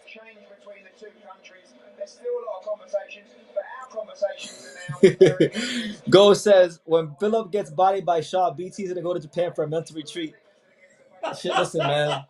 I already did that. I already did that a couple months ago. I don't need to do that again. But yeah, you're probably right. Oh, if that happened, I probably would do that. I'm not excited for this fight at all. I'm so tired of hearing about William Zepeda and Shakur. It's not one of them. It's not one of them fights. Like, bro, Zepeda can't even get past Tevin Farmer cleanly, and like, fuck William Zepeda. He's not that good. What are my thoughts on him? I don't have no thoughts on him or any YouTube content creators. God bless everyone. This is not the place to gossip about other YouTube content creators. You know, I plead the fifth.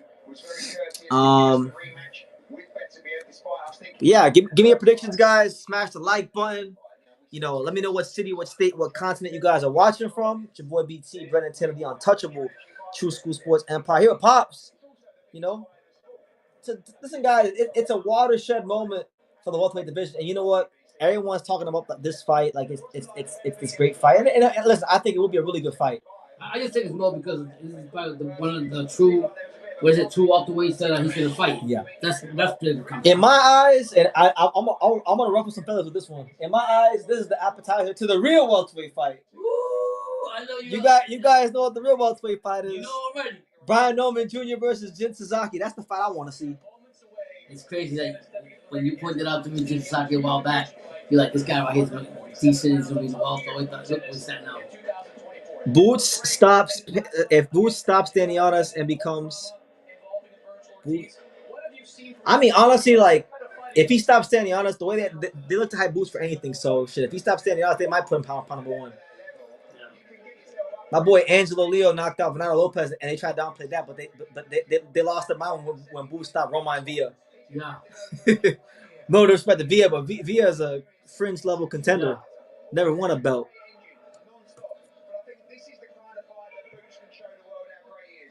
TSM Harden, he's letting his nuts hang. He said Stanionis by knockout. Let's go. You know what? I'll tell you this, guys. I'm really intrigued because Boots likes to be in the pocket and he likes to roll with shots. I'm really intrigued to see if he starts rolling with shots and Stanionis starts putting them numbers together. I want to see how he reacts to punches. I'm going to say what you say. I'm going to say what you say. If Stanionis throws a punch and Boots starts boxing instead of become a boxer instead of a boxer puncher, you know he didn't like those punches from Stanionis. For real. If Stanionis give him a good punch, and he felt that punch, he started boxing, you already know what time it is. But for me, honestly, having Boots actually fight a natural 147 pounder is good news, and one that so people claim that so high in the rankings to challenge Boots. So that's why I'm saying that. So we're gonna find out what he does tonight. Tonight he got to show everybody, including the city of Philadelphia, why you can't mess with them. I'm gonna tell y'all this. And listen. This is cool, right? Boots and Stanionis is cool, but you guys know the real welterweight fight next. Oh yeah. Yeah. No, not him. Yeah. Not him. Bring him in. Come on, Boots. Oh, we're not talking about him. Okay. You guys know the real welterweight fights next weekend. Eric Tudor, let's go. South Florida. Man said the fighters from South Florida different. Eric Tudor fight next week against listen, he in a tough fight. Eric Tudor fighting Kevin Thunderstorm Johnson. Yeah. Kevin Thunderstorm Johnson's giving people some problems, but yeah, we put him in fights like that already. Yeah. And he says, I can't even listen to Pops. He hasn't seen stand up, on his fight. Hey, I can't lie to you on that one. What he say? How you gonna talk about you ain't seen him fight? Listen. Like I'm easy. Like with Pops, I've always said he's the easiest boxing fan in the world to please. All you gotta do is come forward and move your hands and he will like you. That's how it goes. I'm gonna say this is a legitimate 147 pounder, a true competitor that that Boots is fighting. So let's get it on. Shout out to Sam Greer. He says he got a belt anyway. So what's up, BT and Pops? Australia here. I like Stanionis, but I'm going for Boots. I hope I'm wrong. Yeah, man. Yeah, you're probably right. A lot of people. We all know who the favorite's gonna be. I want to know your opinions on this, Pops. So Ghost says Brian Noman is ducking Rashidi Ellis. He's scared to take that loss to Rashidi Ellis. I don't think so. Rashidi Ellis, I know he got active recently. I think he's won like 2 fights in the last 4 or 5 months. He just had a kid as well, so shout out to Rashidi on his kid. But nah, you can't say that. He's not high enough in the rankings yet, and I think that the play is Brian Noman versus Jin Suzuki. He's gonna make more money than anyone fighting Jin, and Jin is number 2 contender, and that's the fight that's gonna happen. That's the fight I believe is gonna happen next because if you break it down from a boxing standpoint, I mean number 2 contender, money standpoint, big lot of money, and the chance to build his name, which really and truthfully was the main reason why they didn't fight Boots. They fought Brian Noman, I believe, is the youngest world champion in boxing. He's 24 years old. Yeah. So they essentially bet on themselves. Okay, if you lose, you guys are gonna look like some hype jobs if you lose before a Boots fight. But if you win, now the value is going to be built more and more with each passing win. So I'll say it like this, man. I was telling Pops early in the week. I said, "Look, Pops. I said, do you think if Boots gets hit by Stanionis and I see him move back in the fight, then I'm gonna know that Brian Noman's dad was telling the truth because Brian Noman's dad said on a lot of these interviews that when Boots would spar Brian Noman Jr., that Brian Noman Jr. would push him back, and when they would exchange, Noman will get the better of the exchanges. I think, and you guys can disagree with me if you want, I think Brian Noman is the hardest punching welterweight in the division. I think I don't think Boots punch harder than Brian Noman. I don't think Stanionis punch harder than Brian Noman. I don't think Vargas punch harder than Brian Noman. Right? So if I see Stanionis going there tonight and hit Boots some shit enough times, and I see Boots retreat back and give ground in the exchanges, then I'm gonna know that what Brian Noman Sr. said was the truth.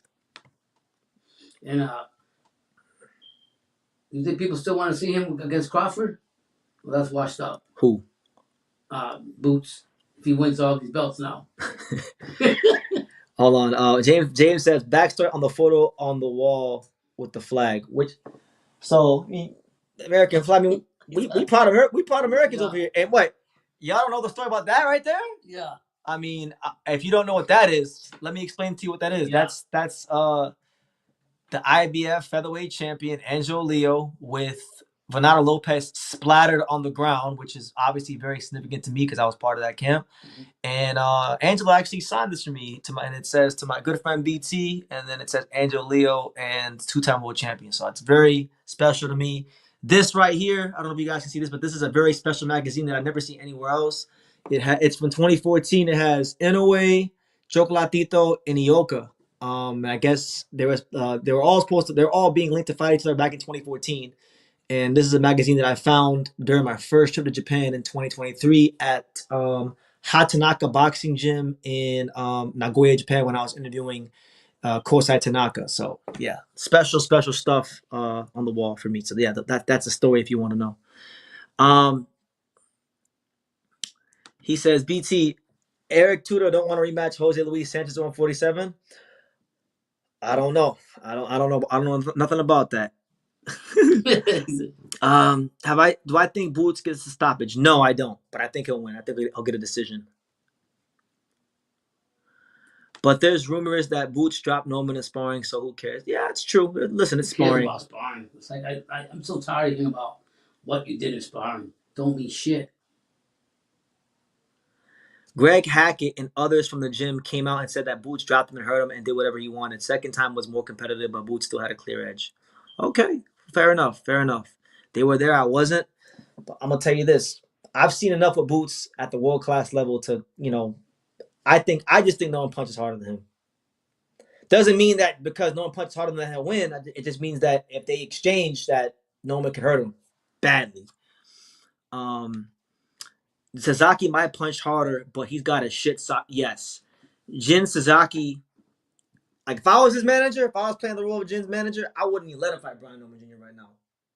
Nope. Yeah. Year and a half. About 3 more fights. He needs to work. He needs to see different styles. He needs to step up in class. Mm-hmm. I don't think he's ready for a Brian Norman fight. But listen, he's brave. They're very brave. I've been told some things from his team about what they haven't shown in the ring yet. So listen, if they have the confidence in him to make that fight, I want to see that shit because that's one of the best fights. Forget welterweight. That's one of the best fights from an excitement standpoint. Someone's getting knocked the hell out. Mm-hmm. Jin is a walking knockout. He can have 10 more fights and he'll still get body. He don't got it. Okay. We'll see. Gotta see the fights. At least we've been the fights. Yeah. Have I sparred Sean Zattel? Not with headgear on. We fucked around like boxed around the house and outside, but not with headgear on.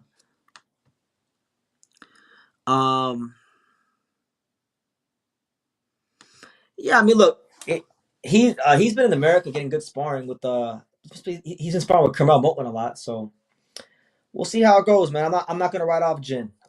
He works insanely hard. He's dedicated to the sport. Still be a good fight. He's got the physical attributes. It's just about the mental side of boxing and maturing. Here they come. Anyway, I'll tell you the last thing about Jin before I turn my attention to the fight. If he can get the Barrios fight, I think it could be Barrios. Who's this? I think Jin could clock Barrios. They fought. I should have clocked him a long time ago. Someone did. They robbed him. Abel Ramos. Yeah. On the card of Mike Tyson. Shout out to him. He's making the bag. Making the bag. He need to make the bag now. You don't got Brandon Figueroa's sister pregnant. Like you gotta make the bag. That get a chance like that. Even the ones that are. Hand History Vault says Boots is not wearing his gay colors for this fight. I think he's referring to the fact that Boots. Some shit. No, I think he's referring to the fact that Boots likes to wear very flamboyant, colorful attire. Yeah. So, make of that what you will. But listen, if any of y'all got Stanionis, get your honest, man, get your predictions right now on record. Don't wait after and be like, yeah, I told you, Stanionis. Don't be like don't do what Hyro does. Yeah, hold on. I told you.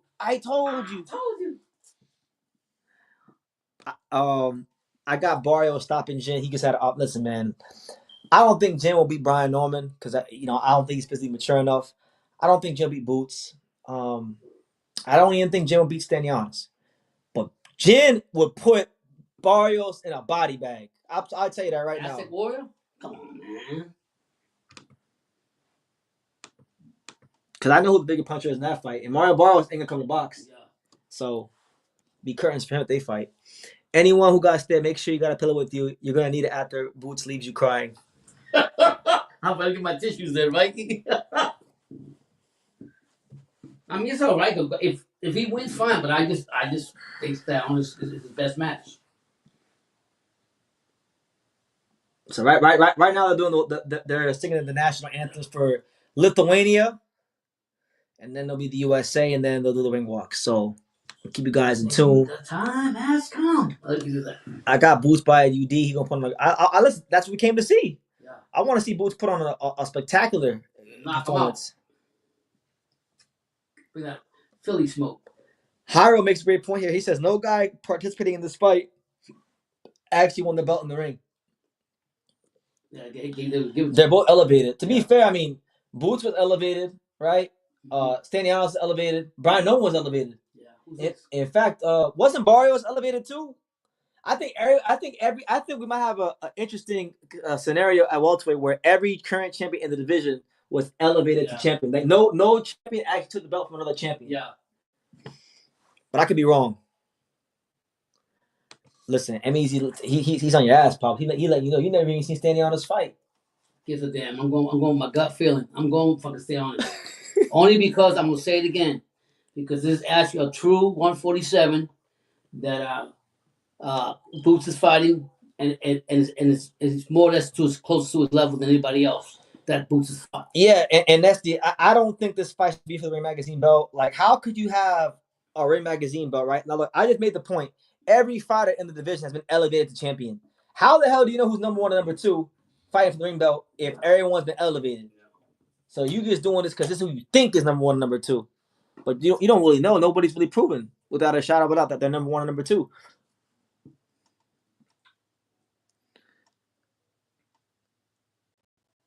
The unified champs, the undisputed champ, dropped the belts and didn't fight contenders. Let them. Yeah, I get it. It's the new era of welterweight.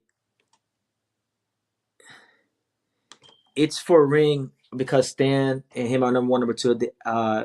How they got the most defenses? I mean, I guess, but like, the reality, the belts given to him. Let me see what Boots. How many defenses does Boots have? Because I know Stanionis don't got that many defenses. No. I'm saying this because I don't. This might be an unpopular opinion here, and then don't kill me, guys. But I don't think Stanionis is better than Brian Noman Jr. I think Brian Noman Jr. is a better fighter than Stanionis. And even if you don't think that, I just think, look, in a scenario where you have the Ring Magazine title online, I think there should be at minimum at least 3 belts involved, not just 2. Because then the other half of the weight class can claim that they're the number, like, they're 1 or 2 or 3. That's what I'm saying. Yeah. But yeah, man, make sure you smash the like button. Hit that like. You got any predictions? I got Boost by UD. Pops got Stanionis by UD or split or UD. Wow, you think he should get a UD in Philly? You know he's down 4 points already, right?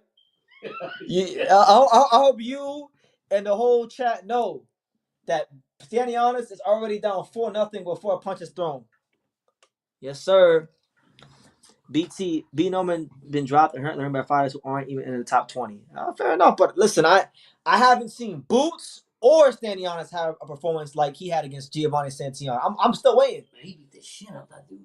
Like Boot, all the performances Boots had. I mean, I guess you could say Villa, but like I thought Norman's performance against Stanionis. Norman has had the best singular performance than anybody in the division. And truth be told, I want to ask you guys this question. I'll give you my answer as well. Because I don't think that Stanionis and Boots would be fighting right now if Stanionis wasn't so damn inactive. Do you guys think Boots and Stanionis would be fighting if Stanionis had like 3 fights or was fighting 2 times a year, 3 times a year? What do you guys think? Just say yes or no. Heinous Revolt says everyone's counting Stanionis out due to his inactivity. Yup. He said it himself. And who was Giovanni? He had got there by beating Roach, the same Roach that Ellis violated badly. Giovanni was the guy that top rank. If you talk to Brad Goodman and all the matchmakers at Top Rank, Giovanni was the guy at Top Rank was trying to make it to the welterweight champion of the world that they thought was the future of the division. That's who he was. He beat Rocha in one of the best fights in the division in 2023. Booth beat the shit out of Lipinets. Lipinets is like 3 sizes smaller than him. Have you seen him? Have you seen how big? Yeah. Come on, man. Lipinets not even a real welterweight. Yeah. I don't know. Listen, to each their own. I just like the Norman Santillan performance a lot better than anything Boots has done at 47 and anything that Stanion's done at 47.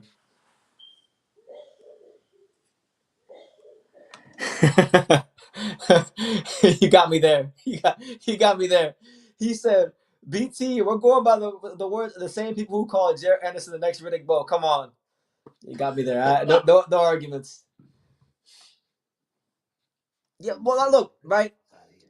Everyone goes on about Villa, right? Via this, via that. Villa got put in the blender by Ricardo Salas in front of 70 people on the Canelo Berlanga prelims, and I was there. I was one of the 70 people in the crowd. You know? The whole Philadelphia with him. So Boots on his way to the ring right now. Just dapped up Raymond Ford on the way to the ring.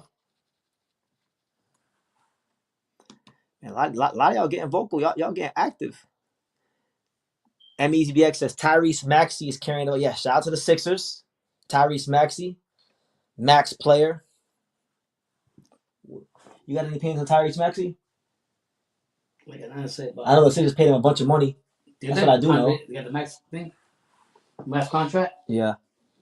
So nowadays, basketball players do when they sit and get hurt. So yeah, guys, the war is upon us. Boots versus Stanionis. Legacy fight. I'm telling y'all guys, people out here, let's just enjoy the fights let's enjoy this fight tonight for what it is. Because I'm telling you guys, there's about to be a whole bunch of bullshit that ensues after this fight. I'm telling you right now, I'm letting y'all know.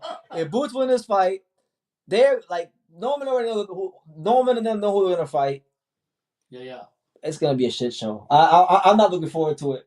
So I just hope we get a great fight that makes me forget about the impending aftermath that's about to take place after this fight. Hopefully, Stanionis go in there, give a good fight. Maybe if he's truly great enough and he's got it in his heart to be great on this night, he can flip the welterweight division on its head and be the champion, be the unified champion, Ring Magazine champion. But if not, then I want to see Boots go in there and show that he is special and show that he is everything that I thought he is, and everyone thought he's been for years. Because American boxing is lacking a whole lot of stars, and we need a star. But I don't want to manufacture a star. I don't want them shoving a guy down our throats. I want someone that actually is just that, a star. I earned it and deserved it. Hey, shout out to my man Orlando Flores in the chat. Good to see you, champ. Hope all is well. God bless. He said the Untouchable True School Sports salute. Yes, sir.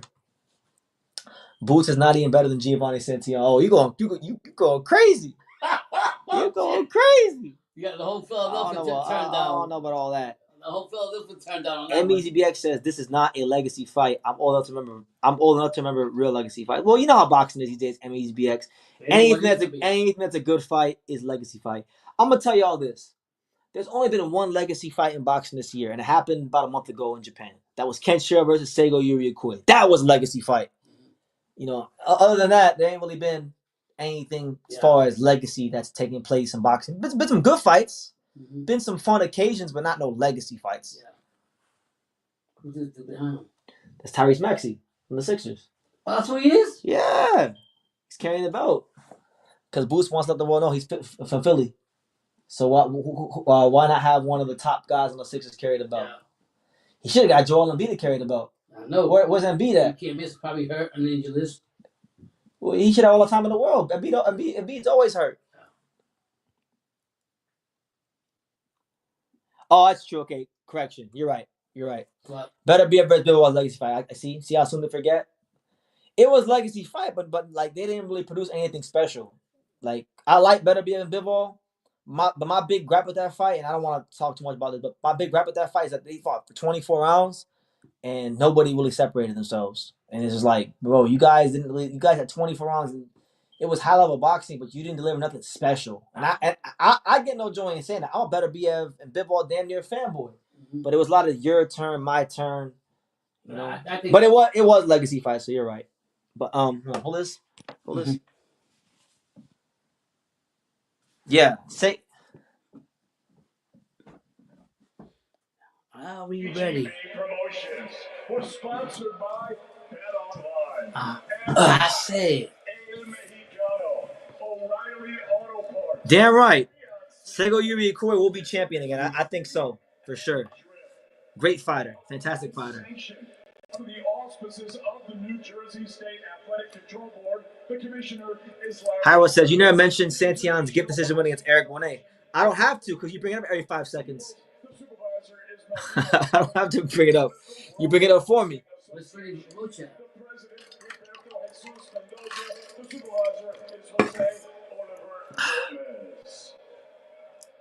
Introducing your 3 judges scoring his world title unification from ringside. From New Jersey, Mark Constantino. From Connecticut, Glenn Feldman. And from New York, Kevin Morgan. And at the side of the belt, your third man in the ring, referee David. All right, Boardwalk Hall, Boots, Stanionis, unification fight. The truth be revealed, guys. We're going to find out who's who tonight.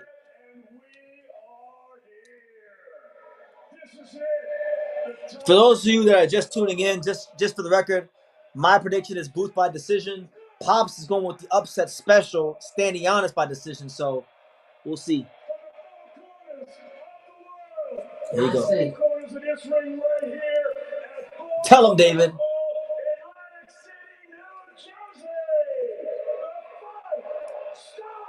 No! Introducing first, fighting out of the red corner. He was black with silver. He scaled 146 3/4 pounds. He already beat him once, so shit, that'd be a big win if he can get it now. Ibuki and Sego Yuri Ikui. Hell yeah. MBSBX says PBC versus Metro. Hyro, are you backing up your PBC fighter? Yeah. Because Stanionis is a PBC fighter. No, you got Sam Watson right there. That's how you know he's PBC. Mm-hmm. Al Heyman. Al Heyman.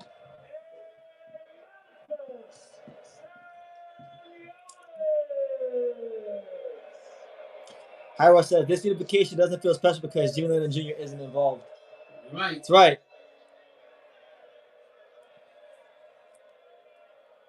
And it's a burn across the ring. It's a small ring. He wears green, white, and gray. He scaled at already 146 1/2 pounds. His professional record also perfect. 33 fights, 33 victories, with 29 big wins coming by way of knockout. Tonight, he makes his third defense of his world title. Here is the popular, skilled, and hard-hitting welterweight phenom, proudly fighting out of and representing his home of Philadelphia, Pennsylvania. Introducing the reigning, defending, undefeated IBF welterweight champion of the world, Jaron. They not being Boots. Yeah, they're not being Boots. No, they're not being Boots. Anyway. All right, guys. So all the talking is like I don't know. He looks a little. I could be wrong. I mean, he's cut. He's lean. But he's not. I don't know. Boots looks a little skinny to me. Yeah. What y'all think? He lost a lot, man. They both got a good sweat on, so it looks like they both warmed up pretty well in the locker room. It's always a good sign when a fighter has a good sweat going on their face heading into the ring. Both fighters touch gloves.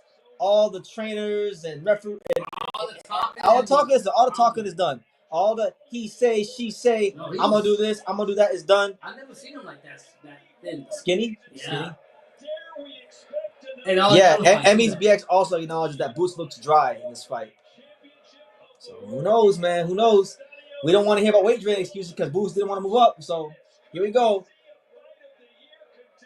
People are saying this could be a fight of the year contender. Round 1, Stanionis versus Boots. Stanionis in the black trunks, Boots in the white trunks. It's your boy BT Benatel, the untouchable True School Sports Empire with Pops. Boots throwing that jab early, trying to find his range. Nothing really scoring at the moment. Stanionis operating out of that high guard as he looks to find the range and space on Boots. Stanionis looking to cut that ring off on Boots. Boots with the little touch jab on the gloves and a pot shot down to the stomach. Yeah, Boots is known for being a switch hitter.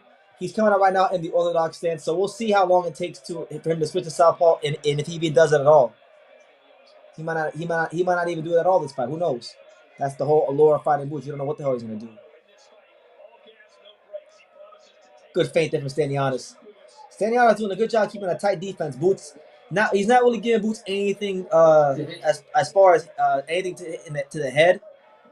Good body shot there from Stanionis, and then Stanionis closed the gap, and there goes a little bit of wrestling there as the referee has to stop him. So far, Boots being very patient, and there's the first power punch of Boots, a right uppercut that lands to the stomach of Stanionis.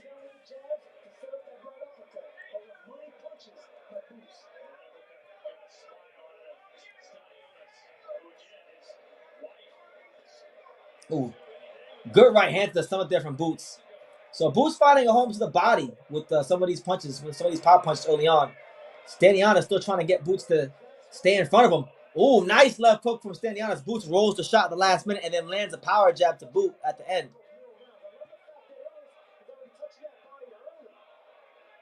Yeah, I like that. And Boots is switched. Boots is now in the southpaw stance. And Stanionis hits him with the right hand. Ooh, good jab. Good power jab by Stanionis. Last minute of round 1. Really, really tight round so far. Good feint there from Stanionis. Good left hand by Boots. Jaron Ennis working exclusively out of that southpaw. There's that power jab from Stanionis.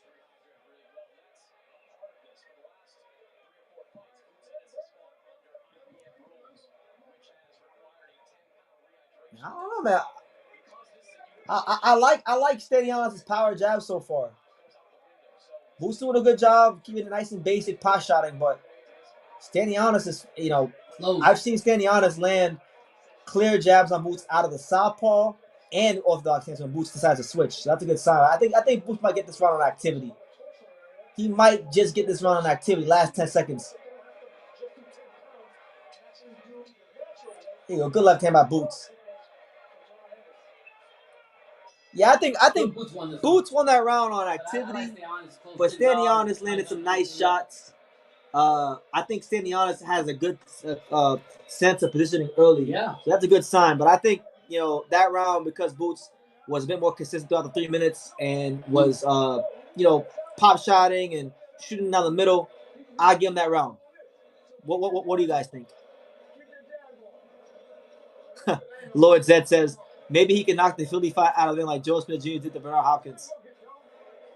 That was brutal. That was a brutal one.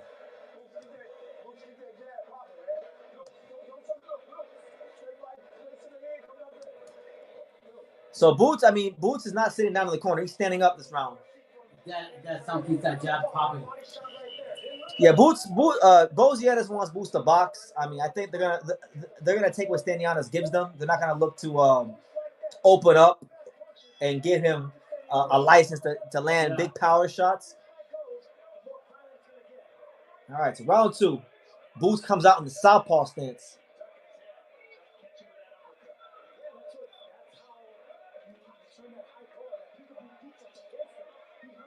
Good left hand to the body there from Boots.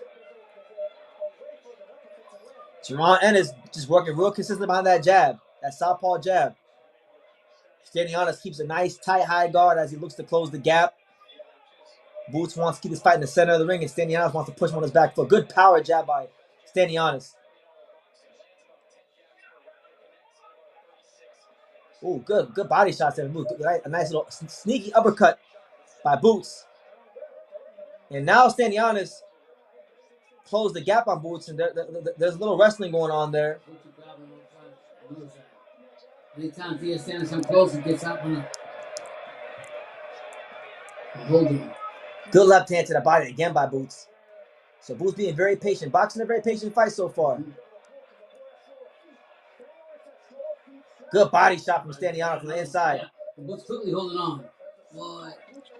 Referee is not allowing Stanionis to do any work. Those clinches are being broken up immediately. He wants these guys to work. Another jab by Stanionis. I'm really impressed with Stanionis' understanding of distance. You know, Boots has boxed orthodox and southpaw, and he's found a good home for some jabs.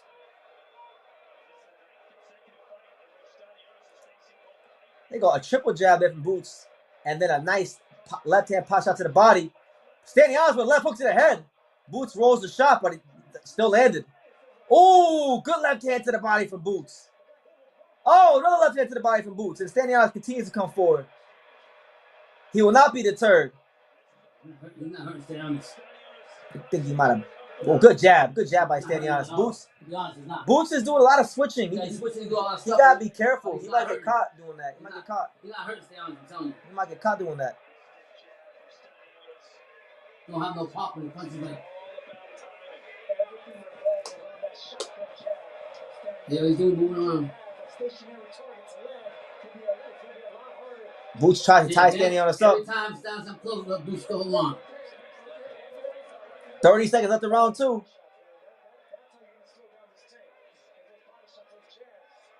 Another jab by Stanionis. Another one. You don't care what we're showing him? Stanionis is scoring with that jab. Yeah. I don't see Boots. I mean, he's winning. Boots is like he's boxing with his hands down. Yeah, but there's no. He's trying to open him up. That's what this is. He's trying to open him up. Yeah. So, 2-0 Boots. Yeah, 2-0 Boots, but he's not. Maybe you could say Stanionis won that round if you like his jabs and spots, but I think on activity and punches landed, Boots is gonna nick that round. Yeah, 2-0. I think Boots he's boxing, he's getting everything in, switching left and whatever, southpaw, whatever orthodox and everything, but nothing. Lord Zach got it 1-1. He ain't hurting Stanionis. He's not hurting Stanionis. But he'll win. If he keeps this fight like the way he's going, he'll win the fight because he's winning points. Hey, some people like the Stanionis working that round. They thought Stanionis won that round. Watch what he's doing. Boom. Boom. Yeah. Oh. Yeah, I mean, if you want to give Stanionis that round, that's fine. That's a swing. That's a swing round. Didn't even hurt him. He looked at him like, yeah. He was smothered a bit. Yeah. He couldn't extend all the way on that one. But round 3, here we go. Stanionis versus Boots. Jaron Ennis. There you go. A triple jab by Boots. Jaron Ennis doing a lot more boxing in this fight. He's trying to get Stanionis over command. I think he's looking for a big counter shot. Good jab by Stanionis. Stanionis moving. Oh, another jab. An up jab from Stanionis. That scores on Boots. Oh, another Stanionis pushing Boots back with it. Oh! Overhand right from Stanionis. Okay. So Jaron Ennis getting pushed back with a jab. Just got hit with an overhand right. Listen, one thing about Boots is, guys, he loves to rumble. He's got sometimes a little bit too much Philadelphia for his own good. Yeah. Stanionis is going to get his chances to hit and hurt this guy. Yeah. So it's all about, landing the punch at the right time. Landing the punch at the right time. And Boots has to have the answers in those moments. Yeah. Good jab from Stanionis again. Boots circles to his left. Oh! Big right hand from Stanionis. Yeah, Boots felt that one. Boots felt that one. Real quick. Listen, I'm going to tell you this. If Boots was trying to pin Stanionis, and Stanionis had a measure, another right hand from Stanionis. I mean, that Philly shit. Oh, shit. He tripped. That's not knocked. Okay, no, that's not knocked out. Their feet got tangled, and Boots went to the canvas. Yeah, he gets up. Yeah. No knockdown there. Yeah. But Stanionis has found a home for that jab. Good feints there from Stanionis. Yeah.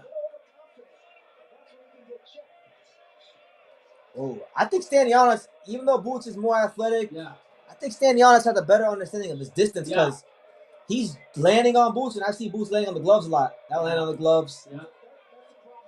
Good jab there from Stanionis. Stanionis marches forward. Boots is not really able to push Stanionis back. Nope. And my thing is, can you win a fight for 12 rounds? Like that. Do you have the legs to do this for 12 rounds? Yeah. Now Stanionis is mauling him. Yeah. Jesus, and Boots don't like that. Nope. He want to be on the outside. He want to be at oh. Yo, the Stanionis jab is snapping Boots' head back. And these power punches Boots is throwing, a lot of them are not even like landing. Affecting oh! Another one was big right hand by Stanionis. Yeah. I think Boots hurt Stanionis though. Yo, Boots knows he's in a fight. I'm looking at his face right now. Like, Boots knows he's in a real fight right now. Yeah. Oh my. Yeah. Boots missed the uppercut. Yeah. Yeah, this is the best round. I think Stanionis clearly on this round. Yeah. And I think so far, Boots is showboating. Oh, that with a jab. Yeah, stop showboating, bro. Listen, I think Stanionis clearly won that round, and I think that's the best round anybody's had in this fight so far. So I can see a 2-1 Boots or 2-1 Stanionis, but Boots is not hurting Stanionis with a punches, brother. He's not.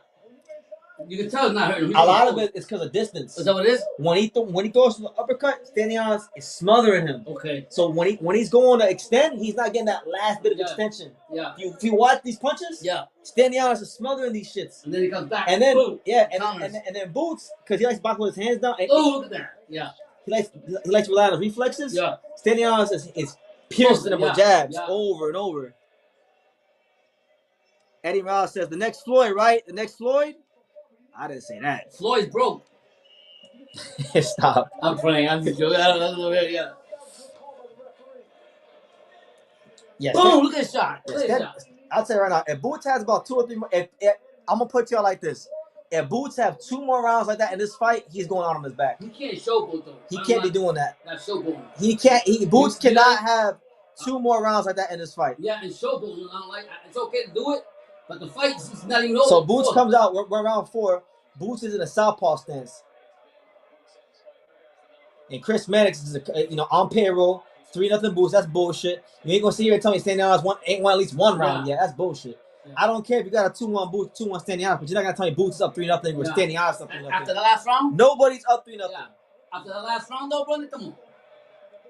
There you go. Good body shots from Boots. He's not hurting him, man. Not all that shit ain't hurting him. Like you said. At least Boots is trying to invest in the body. I'll give that. He's trying to invest into the body. He knows all that shit. Come on.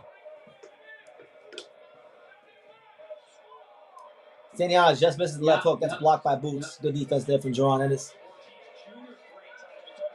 All that athletic shit. Oh, good right hook from Boots. That one caught him. Good. Now, come on. Oh. There you go again. Boots is showboating. He's going to get caught open. I'm waiting. Uppercut, right hook by Boots. Yeah. I think Boots starting to get his range a little bit. Yeah.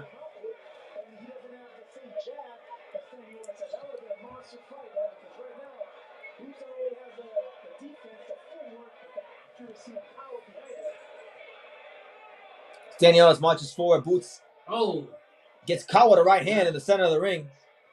Boots doing a little bit too much posturing. There's a jab from Stanionis. The crazy part is Boots could be winning the fight if he just continues punching like he's doing. But good body shot from Boots. He ain't doing a damn thing. I think Boots is being very economical with his work because he's trying to save his gas for the back half of this fight because he knows this guy's not going to stop. Yeah. And he's going to need some stamina. Yeah. Good jab there from Stanionis. Boots with the up jab now. Good up jab there from Jaron Ennis. And then a jab to the start there from Jaron Ennis. 55 seconds left here in round 4.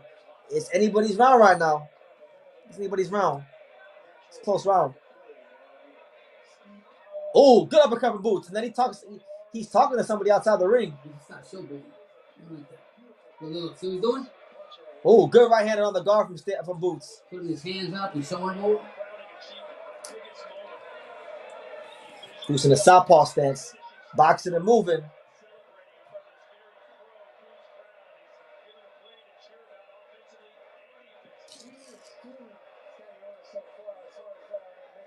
I don't think he's scoring. I think he probably won 2 rounds. Movement's good. He's waiting on movement and don't start show, but wait till the fight's almost over. Good jab from Stanionis. Yeah, I think Boots is in a good rhythm now. Yeah. I thought Boots won that round. Look. What, he's dancing? Yeah. Get the fuck out of here.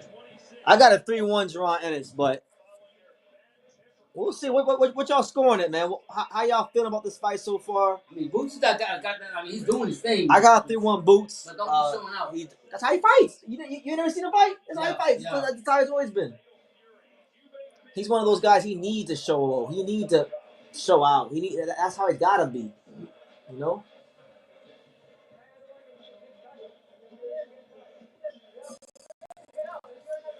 I think this next round, Stanionis got to get some momentum back in this fight because now you got Boots dipping and diving, slipping and sliding. You know, showing off. He has to. You know, he has to break his rhythm a little bit in this round.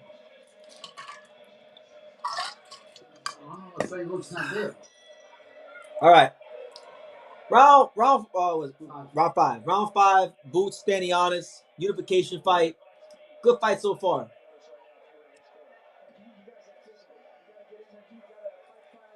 Yeah, it's easy to say get physical, but Boots is throwing his jab over and over again. It's keeping Stanionis at bay. And the Boots got really good feet. Good feint there from Stanionis. I want to see more feints. More feints from Stanionis. Boots circles to his right. So the movement is winning the fight. There you go. Good jab again by Boots.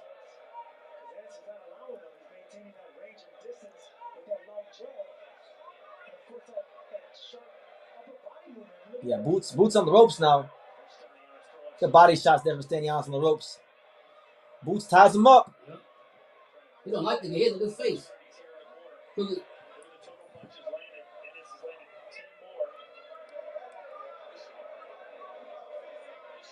Good jab again by Boots. Yep. Oh, Jaron Ennis is having fun now. Yeah. Oh, overhand right from him, Stanionis. And then a body shot, and then a left hook to the head from Stanionis. Yeah, Boots better not play too much. Oh, there you go. There's the up jab from Stanionis, and then an uppercut from Boots. Yeah, Boots better not have these lapses. Yeah, Stanionis doing a good job of getting underneath those shots.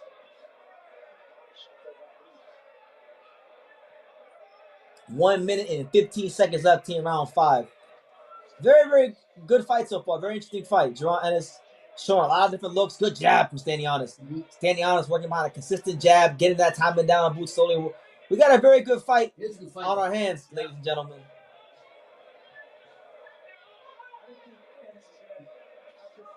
Oh, good body shot from Stanionis. Boots doing too much shifting. Yeah, it's not keep moving though. If you don't. Listen, I've talked about this before. Boots. One shot. Oh, good right hand by Stanionis. Yeah. Nice uppercut from Boots. And Jaron is backing him up. I think Stanionis. Oh, he's hurt. His nose is bloody. Yeah. Stanionis is hurt. Body shot. Right hook to the body. Oh man, he's sitting down on them shots. He's feeling those. Yeah. He's feeling those. Yeah.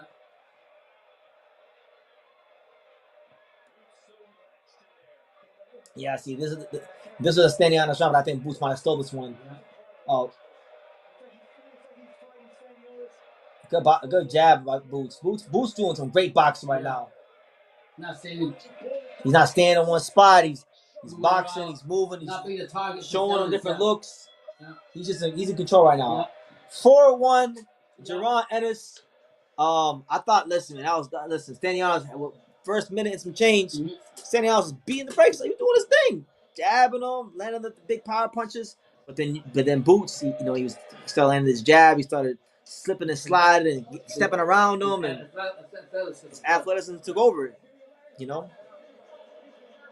And now you can see these punches ain't just shoe shine, pity pat punches. These is grown man punches that Boots is hurting and hitting Stanionis with. So we'll see if Boots can put the exclamation point. Because one thing about Stanionis, he's not gonna go quietly. Yeah. I want to know what's gonna happen because I can see a scenario, Pops. Yeah. where Boots overshoots a jab. If Stanionis times him right and loops the overhand right and Boots don't see it, oh man. But still, I mean, still so far every big shot Stanionis landed, Boots has been able to roll this shot. So we'll see. Here we go. Round 6, midway point of the fight. Let's see if Stanionis can make an adjustment here. Good feint there for Stanionis. Boots comes out in the southpaw stance here around number 6. Boots the up jab. Yeah. Let's see if that blood in his nose has any effect on him. Decent jab there from Stanionis. No excuse. Oh, short right hand by Stanionis. That lands. But then Boots with the uppercut to the head. And then Stanionis ties him up. Referee breaks them up. They reset. Oh, Boots is doing a great job. Stanionis, he'll leap in with a jab, and then Boots will just step back and boom, counter uppercut with the left hand out of the southpaw stance. Good stuff there from Boots.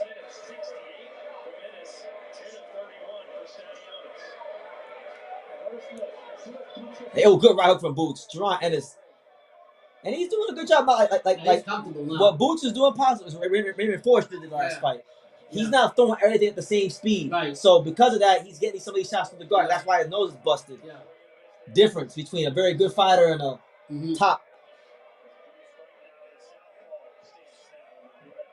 He's not throwing volume because Boots is doing a great job boxing him. And he's changing speeds and he's stepping around them and he's showing different looks. Different angles too.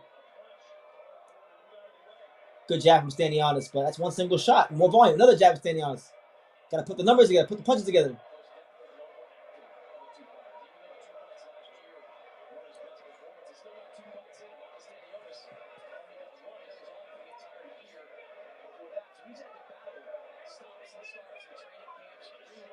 Oh man, Boots went for the home run shot there, and Stanionis steps back. He felt the uppercut from Boots, even though it missed. Good stuff here from Boots. Boots is pushing back the bull now. I like what I'm seeing. Good boxing.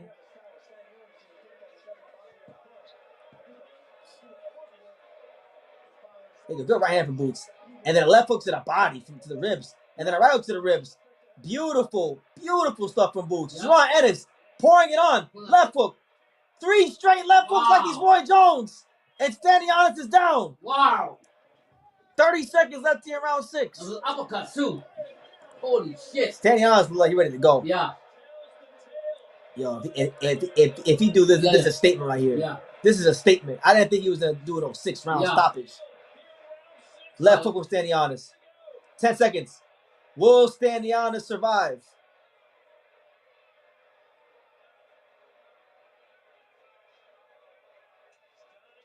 Good counter right hand by Boots. Stanionis with the counter right of his own. And Stanionis survives the 6th round. Ooh, shit. Who's this guy? Hitchens? That's Hitchens. That's Hitchens and Shakur.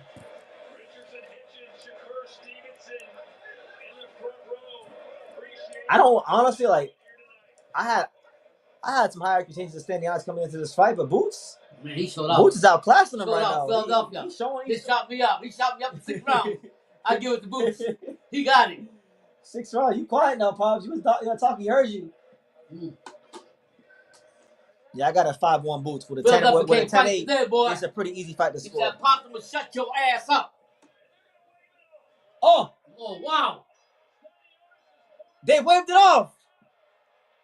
Jaron Ennis becomes the unified WBA IBF Ring Magazine champion with a 6-round stoppage. Made Stanionis quit on the stool. That was a beatdown. That's what I was looking for. Yeah. That's what I'm fucking talking about. Boots proved me wrong. Shout out to Philadelphia, Boise, and Team Ennis. Damn. So that means my initial prediction was right. I was wrong. My initial prediction of I said Boots was going to turn Stanionis on. It's over. He did. Put that engine going. He just turned it on, man. Hey, I hate to bring it up, but Karen went longer. Yeah. This was amazing. This was a great fight. This what we came to see. Level changes, IQ, southpaw, orthodox, shifts, pivoting. I mean, that was something to watch. When he turned it on, Stanionis only had one style, coming forward. That wasn't enough. All right. Okay. Okay, Boots. Finally. Yeah. He is that motherfucker. No. That Philadelphia shit. Yeah. Talk that shit. Pops can talk enough, but he shut me up. Go says, and Karen is like the second best in 140. No, let's calm down. Let's calm down. Let's not go too far. Yeah. We giving Boots his due, Yeah. but let's not go too far. Yeah. Just because Karen went 24 miles with him. Mm-hmm. Surviving doesn't mean thriving. Yeah. Yeah, Boots beat the fight out of him in six. We didn't even get the second half. Nope. There was no second half. Nope. Okay. Hey, he exceeded my expectations. I didn't think he was gonna stop him. So Yeah. they said, "Shit, Brian Norman." No, let's calm down. What are they saying? Stanionis ain't punched like Brian Norman. No. But hey, the night belongs to Philadelphia. I don't even want to talk about Brian Norman. Philadelphia. Give Boots his credit. Yeah, Boots his credit. That we asked our Boots shot me up. We asked our stars like we asked our stars in boxing to deliver. That's what you expected Ford to do for the other fight, right? That's what you expected. Something like that. To show the different level. And that's the difference because look, a lot of those shots Boots was throwing, they wasn't all hard shots. No, speed, some of them levels, were soft. Yeah. Some of them were hard. Sometimes side angles moving. Sometimes he would dig. Sometimes he picked like different level. Body shots are crazy. He was sitting all the way down. Oh man, when he started going like this, boom! I said, "Where the fuck that come from?" Boom! That's that Philly shit. Bah, bah, bah. Shout out to him, man. Kid, shut me up all the way. So we don't want to hear nothing from Pops. No more. No more. You didn't watch Stanionis fight until today. Fuck. Bully's next. Oh no. He beat the brakes out of him. It's like, look, I come here. We got that's why you want to see fights like this. We got guys like Shakur and Devin and all these kind of guys. Yeah. T.O., these kind of guys. This is what we asked for. Yeah. So when it actually gets delivered, you gotta celebrate the man. If y'all quick to criticize, be quick to praise. Yeah. Congratulations to him. In Boise. That's what I'm saying. It was mostly body shots. I mean, Stanionis wasn't gonna make his head available, so they worked very judiciously behind the jab. Setting them up, opening up those flanks.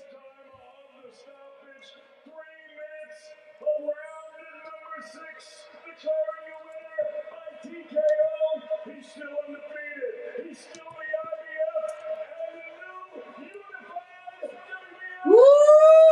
All right, been from 154 now. All right.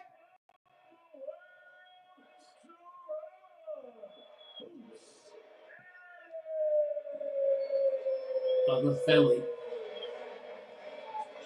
Where the comments go? Man, this shit going crazy.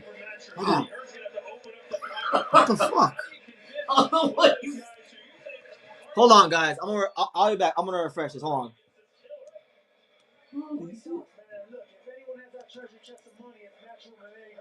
And it comes back right when I refresh.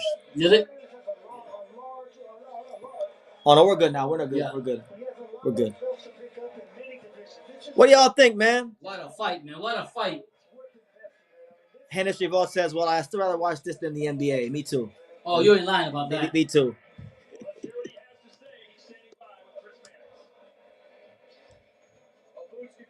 Here's Boots. You got 3 pieces of hardware now around your waist. Now the unified champion. You said you wanted to make a statement tonight here in the ring. Show that you were still one of the best in the world. Was that the statement you were looking for? Yeah, I mean, I think I did it. I want to go back and watch it. I feel like I was, just getting in my groove, starting to get loose. He was, man. What I told you, What's crazy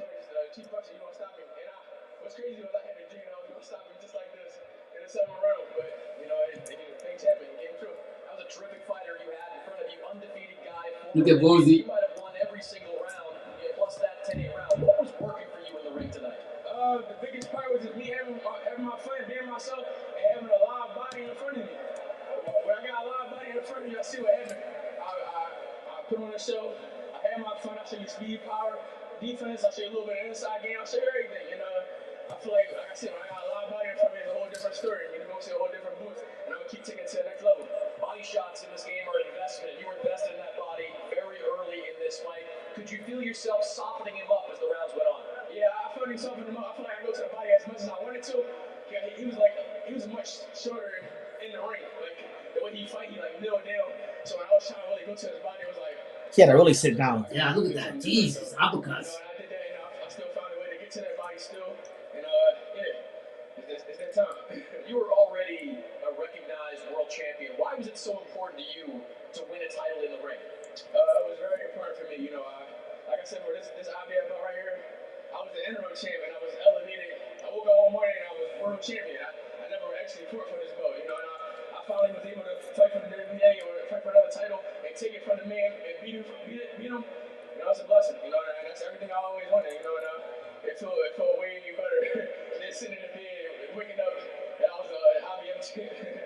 Did it surprise you at all that he didn't come out for that last round? No, I mean, he's a great fighter. He's a good guy, but like I said, every round I just was getting in my bed, getting in my groove, loosening up, having fun. And I feel like I was just picking it up. And yeah, you faced some criticism over the last few months, criticism that I know bothered you. How much of that did you bring into the ring tonight? I definitely brought some in here with me. They still ain't seen that yet, though. I got a long way to go. I'm just getting started. The party just getting started. 3 belts now around your waist. Is it more belts or is it move up? I'm enjoying my victory. Enjoy these belts. Take some time with the fam, talk to the team, and we're gonna see what's next. Is becoming undisputed though part of your plan? We'll see. Like I said, we'll see. Let me enjoy this victory. Chill with my fam and talk to my dad, my team, and make sure I come to that part. Meet me at the spot. Congratulations, Boots. Thank you. I appreciate everybody coming out. Philly, Jersey, Tri-State, New York, Delaware, Baltimore, DC. If I'm missing anybody, even everybody that traveled all over, even Lithuanian people. I want to thank Eddie, Metro. Appreciate y'all. Many more things to come. Many more blessings to come. Shout out to my brother too.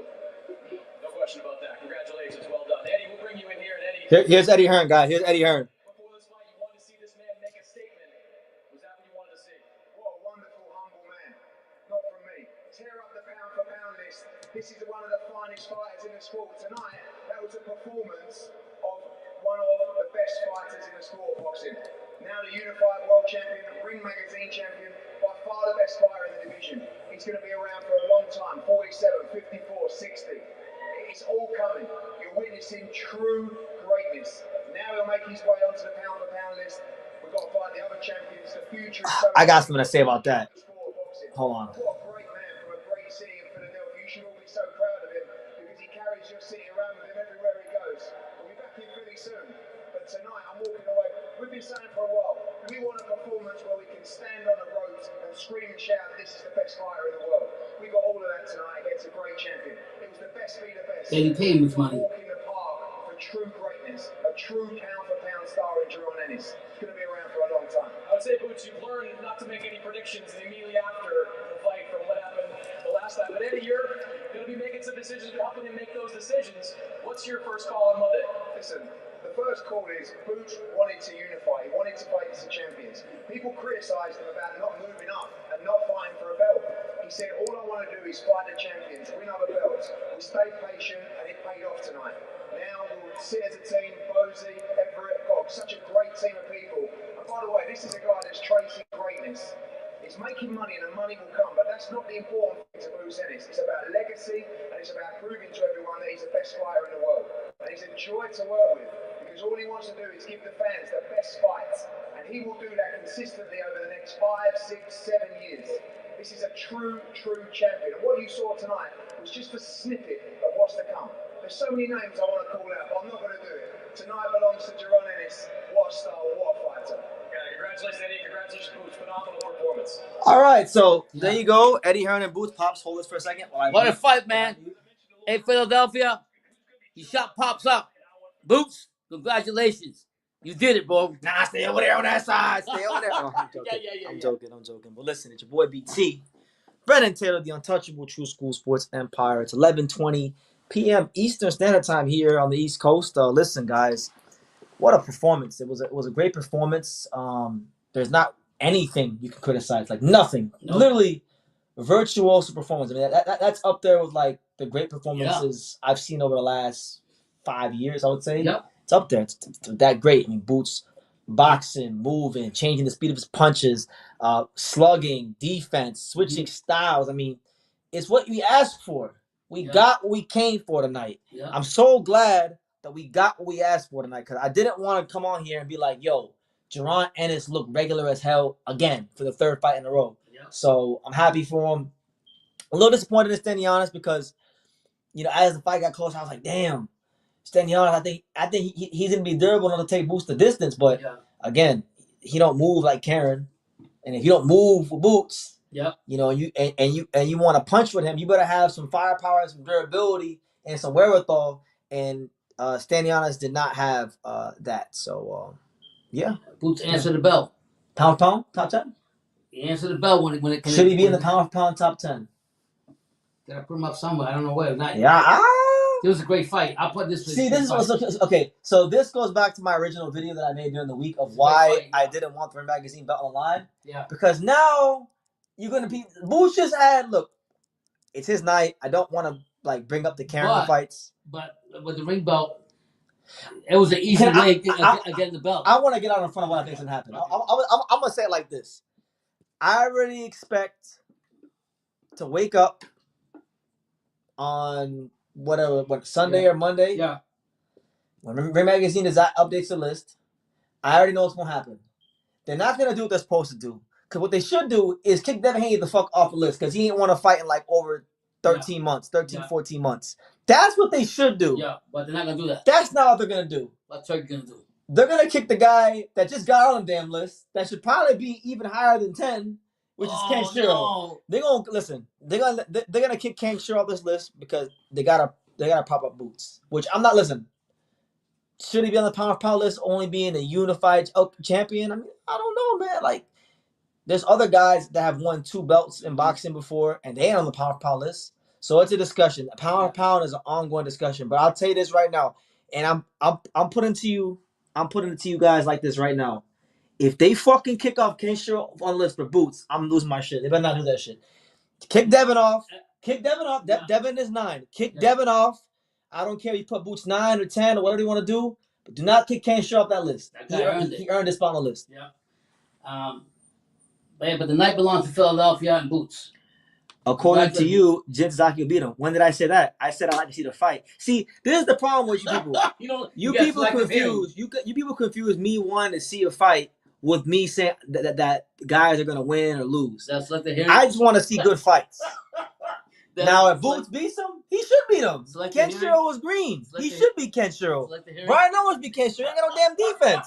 Select the hearing. But shit, the night belongs to him. That's it. The night belongs to him. He shot me out. Make sure you make a short on that. Thank you, Boots and Boise Ennis. You shot me out. Congratulations, Philadelphia and Philly. He never said Jim would beat him, but Jim would. Yeah, I'll tell you this. I don't give a. Far be it for me to tell a fighter, oh, he quit, he's this, he's that. I'm just a guy on a recliner right now, right? Don't be the armchair quarterback. But one thing I know about Jin, Boots could beat him to a fucking pumpkin. He not quitting on the stool. No, he'll die. Japanese, he'll die. Yeah. He'll die before he quit on that stool. Yeah. So respect to Stanionis, he did the best he could. Yeah, man. For what he did, but nah. Inactivity. Yeah, I think you. Nah, we're not doing that. We're not doing that. I'm letting y'all know right now. If we kick Ken Shiro off of Boots, it's gonna be World War fucking 5 up on the YTBC. I don't care what nobody from Philly gotta say. If we kick Devin off, Devin can go. Devin ain't done shit until 2023. He can go. All right. He shouldn't be on the list. This is a Boots, man. Boots moves. Do not kick Ken off the list. Yeah. We'll see what happens. Shit. Ken shouldn't be. Ken should be like 7. Yeah. Ken shouldn't be 10 that guy or 9 or 8. So like 7. Credit. I'll kick Bam off before I kick off Ken Shiro. Bam needs to show up. It's funny. Do you think? Ask Boots fan why he's above Ken when Ken's the unified ring champion. Yeah, what Boots just did, Ken did like 3 years ago. So and defended his belt like 13 times. You don't want to hear that shit. I don't want to hear it. Real talk, the corner pulled him out because of his wife being pregnant. Possibly. Look, he got a family. I still want to see Stanionis in great fights. I wouldn't mind seeing Stanionis against Jin or Karen or Barrios or whomever they want to put up in there with him. He's still a good fighter. Like he's good. Showed the ability to land the jab. It's just that style. It's just that the footwork and the pivots of Boots, he ain't seen no shit like that. No. And unlike Karen, you know, he's not gonna go box and move and make Boots come find him. But I'll tell you this. I don't want like the blueprint is there. I think whoever is gonna beat Boots, is gonna be someone that can counter punch and move. Yeah. So if you can counter punch and move, even though Karen didn't beat Boots and it wasn't particularly like a close fight on paper, there are some blueprints. There's some not blueprints, but like there's some trails of evidence there that okay, one of the things that would frustrate Boots is you have to be able to box and move and counter punch, and you got to have some power, which Stanionis does not have. Which is why I did not pick him because I did not think that he'd be able to do that. Disappointed in his durability. I thought he'd be a little more durable in there, a lot more durable actually. I think the body shots that you were saying throughout the fight was hurting. I didn't think they were, but they were. I didn't think Boots really hurt him with his punches. Do I think Andy Hiroka could beat Ennis Eimantas? No, absolutely not. I like Andy Hiroka. He's good. He's a tall fighter. Good blend of boxing skills. It'd be a good fight. I don't know. I think Andy's punch selection is too rigid.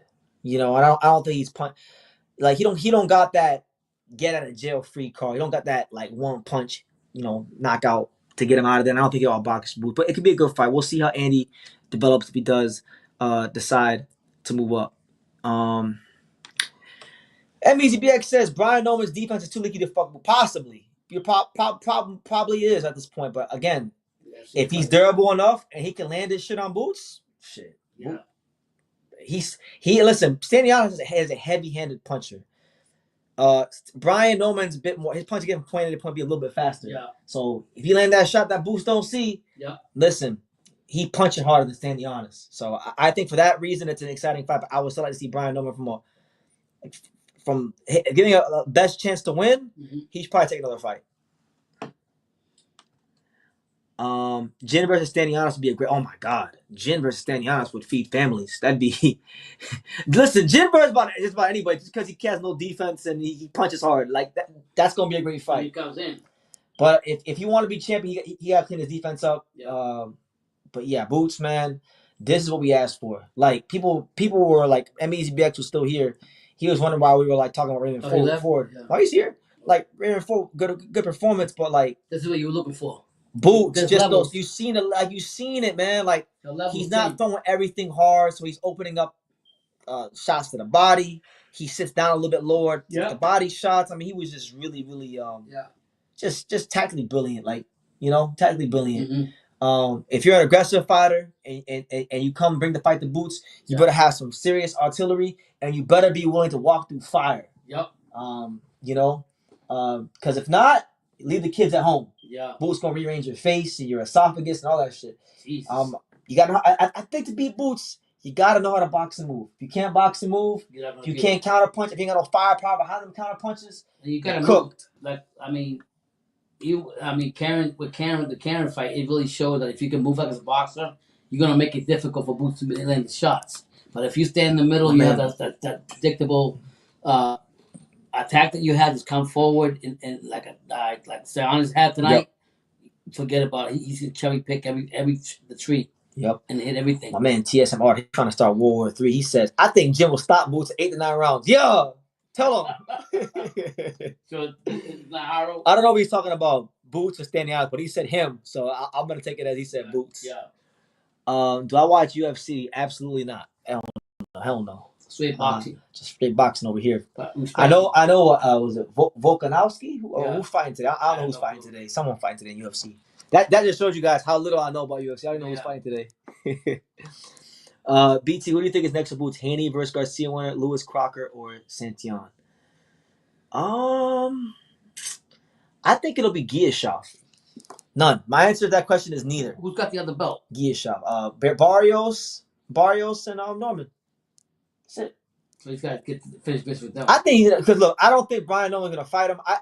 Whether Boots won this fight or Stanionis won, I think Brian Nolan's fighting Jin. Right. Because the money's gonna be better. Right. And so I think Boots will stay busy. He'll fight Giashov. He's a matchroom fight. He's on the undercard tonight. He's got a third or fourth round stoppage. fight Giashov, undefeated fighter, good record on paper, Mm-hmm. highly ranked, and then and by the way, Giashov is a WBA mandatory, just so you know. So if Giashov, and then if he can still make the weight, then Brian Norman Jr. Or I think this this is where Eddie Hearn is gonna have to be careful. Not careful, but this is the part where Eddie Hearn is gonna have to put the money behind Boots, because look, if Brian Norman does what I think he's gonna do, and somebody asked me, is Jin a money fight? Mm-hmm. Jin is a money fight because they're gonna put the money up for it in Japan. Why do you think Jin came to the damn Brian Norman fight? Man, he walked right up to him and called him out. So they're gonna fight. All right. I think they're gonna fight. If instead of doing the Giashov fight, which I know will be easier for Matchroom because Giashov's an easier opponent to make a fight with. He's in house. He's a WBA mandatory. This is the part where Eddie Hearn need to pay up the money and get whatever it costs to get Barrios in that motherfucking ring.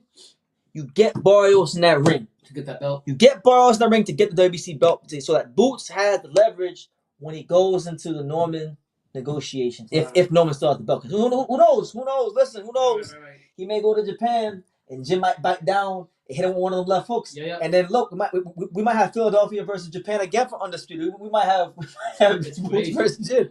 Yeah. So who knows, man? But I think right now, if we're talking about in terms of the complete skill set, punching power, speed, defense, versatility, boxing skills, right now Boots is the number one guy, and he showed that tonight. Russell will be able to match Boots' speed and speed at least, but power not so much. But he's down at 140 though. He ain't coming up to 47. So we don't gotta think about that. Yeah. We don't gotta think too deeply about that. Imagine what Boots would do to Barrios. Well, look, man. Neither I nor you would have to think about it if Eddie Hearn just do what he needs to do. Listen, I'm telling anyone who will listen. Don't be surprised when this happens. Brian Norman is going to fight Jin Sasaki. Unless Eddie Hearn pays them whatever they want. Right. Whatever they feel they need to get in the ring with Boots. Eddie Hearn, listen, after that performance, yeah. If I'm Eddie Hearn, after I seen Boots do what he just did in front of Atlantic City, yeah, I'm paying whatever I gotta pay to get Brian Norman in the ring next. Yeah. If they say they need $3 million, give them $3 million. Take whatever loss you need to take up front, because the star that Boots will become if he wins these fights is far beyond. You need to think long term. Lose some money up front so you can gain some money on long term. Yeah. If I'm Eddie Hearn tomorrow, I'm calling Brian Norman. I'm saying, look, we want to make this fight next. Fuck the dumb shit. Here's our offer. Here's our offer. Let's do the fight. But my question is, does Norman have half of the belt and fucking no. Norman has the entire WBO belt. He's the WBO welterweight champion. Okay, who got the WBC belt? Barrios. So he got to fight both of them. Both of them. Yes, but my thing is so my thing is, look, if Brian Norman fights Jin in Japan and gets the money, yeah, that will leave Barrios. I'm telling you right now, because I don't know if y'all know this, and I wish I had the clip right now, but I interviewed Bozianis the week of the Canelo Berlanga fight, and I asked him about Boots doing the Barrios fight. Yeah, and Bob Santos came in the interview, he trained Barrios, right? And he jokingly said it would cost like $100 million to fight Boots. And basically what he's saying in tongue in cheek is that joking around. He's joking around, but he's serious. Yeah. It's gonna cost a lot of money to get. I'm telling you right now, whatever you think, however hard you thought it was to get Norman in the ring, it's gonna be 10 times harder to get Barrios in the ring. So if I'm Eddie Hearn, forget Giashov. Don't even let Brian go fight Jin. You need to make Brian Norman an offer so good that they won't turn it down. They say, you know what? They're gonna offer us what? They're gonna offer us 2.5, 2.5, because Brian Norman turned a $1.7 million offer. Okay, you increase that shit to 2.5, 2.7. All right. Yeah. Overpay him. Do what you gotta do. Okay, so hold on. Because you believe in your horse. Yeah, you believe in what you got. So you beat him, and you still gotta fight Barrios. Barrios made enough money, so you don't have to pay him that much. You do know Barrios and Bob Santos both know they're not going to beat Boots. I know that. They're selling, if I Boots, they're selling the belt. Right, exactly. So you need to pay them handsomely. Yeah. Because they're not taking that fight. I'll tell you right now, if he fight Barrios, Barrios will not fight Boots for less than $3 million. Right. Less anything, but my words, anything less than $3 million, they're not fighting. Yeah. And even $3 million might not be it. That's his family? I believe so. Yeah, I believe so. Promoters don't want to overpay fighters who don't generate revenue. Well, hey, if you believe that your fighter can be a star, like Eddie Hearn said, you can't say that because Right there, look. you can't say that because they just had this fight in motherfucking Boardwalk Hall. That ain't no cheap venue to put a fight on in. No. You only put a fight at Boardwalk Hall if you believe in your fighter. So he did his thing, all right? He did his thing. He did his part. Now this is the part where Eddie Hearn got to do his part. And I'm telling you right now, I'm going to be watching this very, very closely because Brian Noman's in a great position. But Brian Noman, you know what?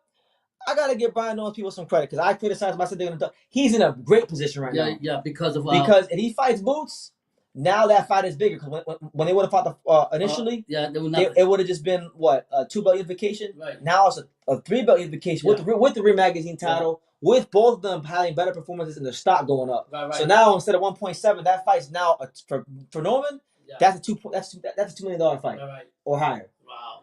So he's and look, if they don't want to give Norman more than that, he can go fight Jin. Yeah. Go fight Jin in a more winnable fight. Go to Japan, make some new fans over there. I think what I think is gonna happen is Norman's gonna fight Jinzaki,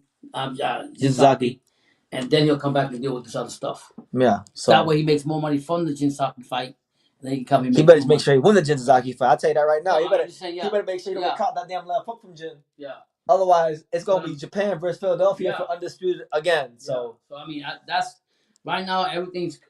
You say everything's gonna change once this is gonna happen. So now, he proved it. Me personally, I want him to go to 154. Clear this as fast as you can. Because I don't want you to stay here 2 years, 3 years. Clear this shit as fast as you can. Become undisputed. Vacate the fucking belts and go up to 154. Because what's there for him to do? How much more money is he gonna make? If Eddie Hearn don't get him a fight, if Eddie Hearn don't get this man a fight, I don't give a fuck which champion it is, Barrios or Norman. You know that it's going to go ahead and hold on before I finish that point. Henderson said, "BT, you're underestimating her. Lewis Crocker is there waiting." Please. What do you call the British fighter? Tap. Tapped out gumball fighters. Gumball fighters. Listen, man, I like the Brits. There's some good British fighters. But look, if you know what you have, like, now you've seen it. You put up money. You put this motherfucker in Boardwalk Hall. He produced a great star-making performance. Wow. You need to now back him 150%. And what that means is over-investing because you believe in what you have, what you saw. Right. You know it's going to cost a pretty penny to get Norman in the ring. You know it's going to cost a pretty penny to get Barrios in the ring.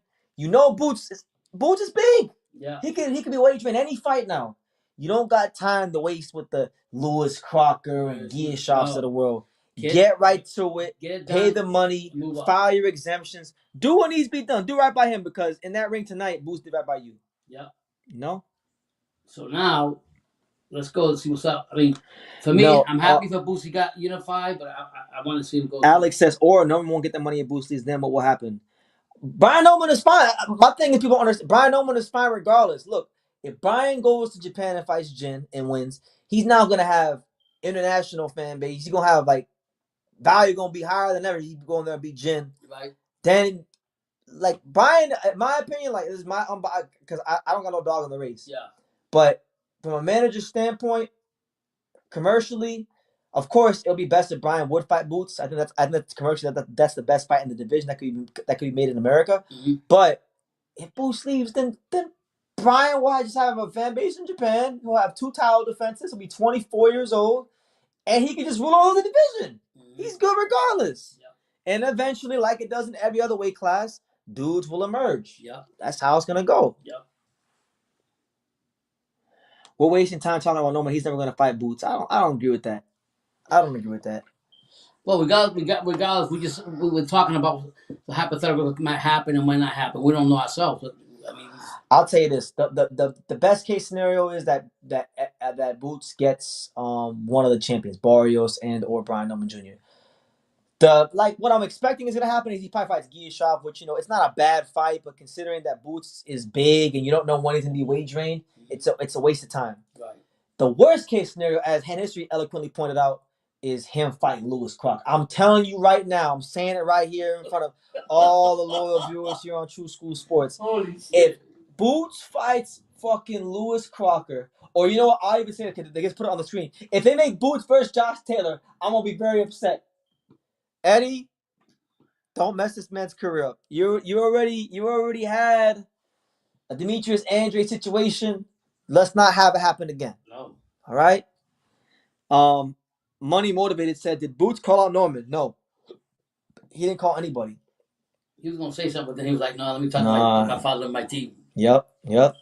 I mean, it was his night, but we already know he needed to do what he was supposed to do, and he did. A lot of people in the comments, a lot of you guys want to see Charles Conwell fight Boots. I want to see Charles Conwell fight someone. I like that fight. You know, Conwell got some things for Boots if they ever fought at 54. But look, he's not at 54, so we got to go look at the look at 147. I think the options for Boots are obviously the Barrios, Norman, Giashoff, Lewis Crocker, and Josh Taylor. Because he wanted. Those are the 5 options. No, fuck Josh Taylor. He's old. Fuck him. He ain't beat Boots ain't beating Josh Taylor. Listen, y'all thought I gave up on Josh Taylor. I'm still picking Josh Taylor against the field. What are you talking about? If I was Eddie Hearns, as fast as I can get these 2 motherfuckers, get the Aztec Warrior or Norman, get them down together, decide what you're gonna do, make these fights, get him out of the fucking 147, move him up to 154. Yeah. What? Because once he becomes undisputed down here, what's that for him to do? Man, let's talk about it. Let's go to screen share. I want to explore these rankings because I want more names than the guys we're just talking about because there's more to What 150? What 147? Your favorite weight class? Yeah, welterweight division. He's not gonna sit there and drain out, stay there, fucking just bullshit. No, they don't want to fight Boots. Boots gotta move up now. Show. I mean, you could always have one of the guys from 40 come up, like Devin. Please, T.O. He is trolling me right now. I'm not trolling. All right, so look, these are the rankings. Look, these are the rankings right here. We got, I mean, to be fair, you do got Rolly number 2. If Rolly be Ryan, Rolly versus Boots. Please move to 154. You can do Karen 3, the trilogy. Move it to 154. Can Boots fight Raul Cordial? Are there any names you guys see here that I haven't mentioned? I mean, Conor Ben about to get flat. Is gonna fight this guy Eubank. So let me ask you this question. So Ricardo Salas. By Boots winning the ring belt, that's he won it the easiest way, right? Easiest route tonight than actually defending the belt like the other guys. Well, like Fury, like Callisto. For me, like, look, and this is what I'm saying because now I just know what's coming. I'm already mentally preparing myself for something. They about to kick Ken Shiro out the pound list with Boots. Okay, we understand all that. I'm saying, but as far as the legitimacy of the ring belt, now it's easy. In other words, by them just giving it to him, or he went like tonight, like he didn't fight the guy that beat the guy to get the guy. Well, no, but normally you have value. It's a value. Normally, no, it's valuable. No, normally the number 1 and number 2 guy has to fight for the belt. Now I know people are gonna say, "Well, BT, Boots is Stanionis should rank number 1 and number 2." I don't think neither. Listen, I don't think Stanionis is a better welterweight than Brian Norman Jr. I don't believe that. Tonight he didn't show it. And in fact, tonight he didn't show it. So no, he's not. Got his ass kicked. But that being said, before all this Norman hype came out, Norman wasn't doing anything for how many fights before he finally got a break, and that break was when he beat the shit out of what's his name, right? He could always fight. Look, he could always fight. What's his name? What's his name? Boots could always fight Ryan Garcia. He could go to 47. Oh my lord, that'd be a big fight. Money wise, but not really a big fight. Money wise, it's a big fight. Yeah, they're gonna make money. It's both. But it's not a big fight. That's ticking all, that fight right there. Fucking that fight is ticking all the boxes. You think so? Hell yeah. No, I don't think so. These guys are ready for that shit. Okay. Well, look, guys. Listen, we go. We it was a great time. Yeah, I don't want to drag this live out too long. I gotta get up early tomorrow too. Got things to tend to, and I still gotta do my actual post-fight review video. We're gonna do here on the channel. So look, it was a great time going live. I know the lives haven't been consistent this week. You know how it goes. Back, yeah. there will be a lot in the next 2 days or so. So stay tuned for that. Stay tuned to all the content here on True School Sports, and definitely just keep supporting us. Man. Shout out to We're Boots in closing Philadelphia. in on 87,000. So the Thank you guys, the road to 100K yeah. continues and it progresses. And you got any final words, Pops? No, man. Thank you all for being here with us tonight, making it a good event, and congratulations to Philadelphia and Boots. There you go. Congrats, Philadelphia and Boots. Take care, guys. And like I say in every single one of these videos, you can love me or you can hate me. But I'm just a kid from Daniel. So until next time, take care, guys.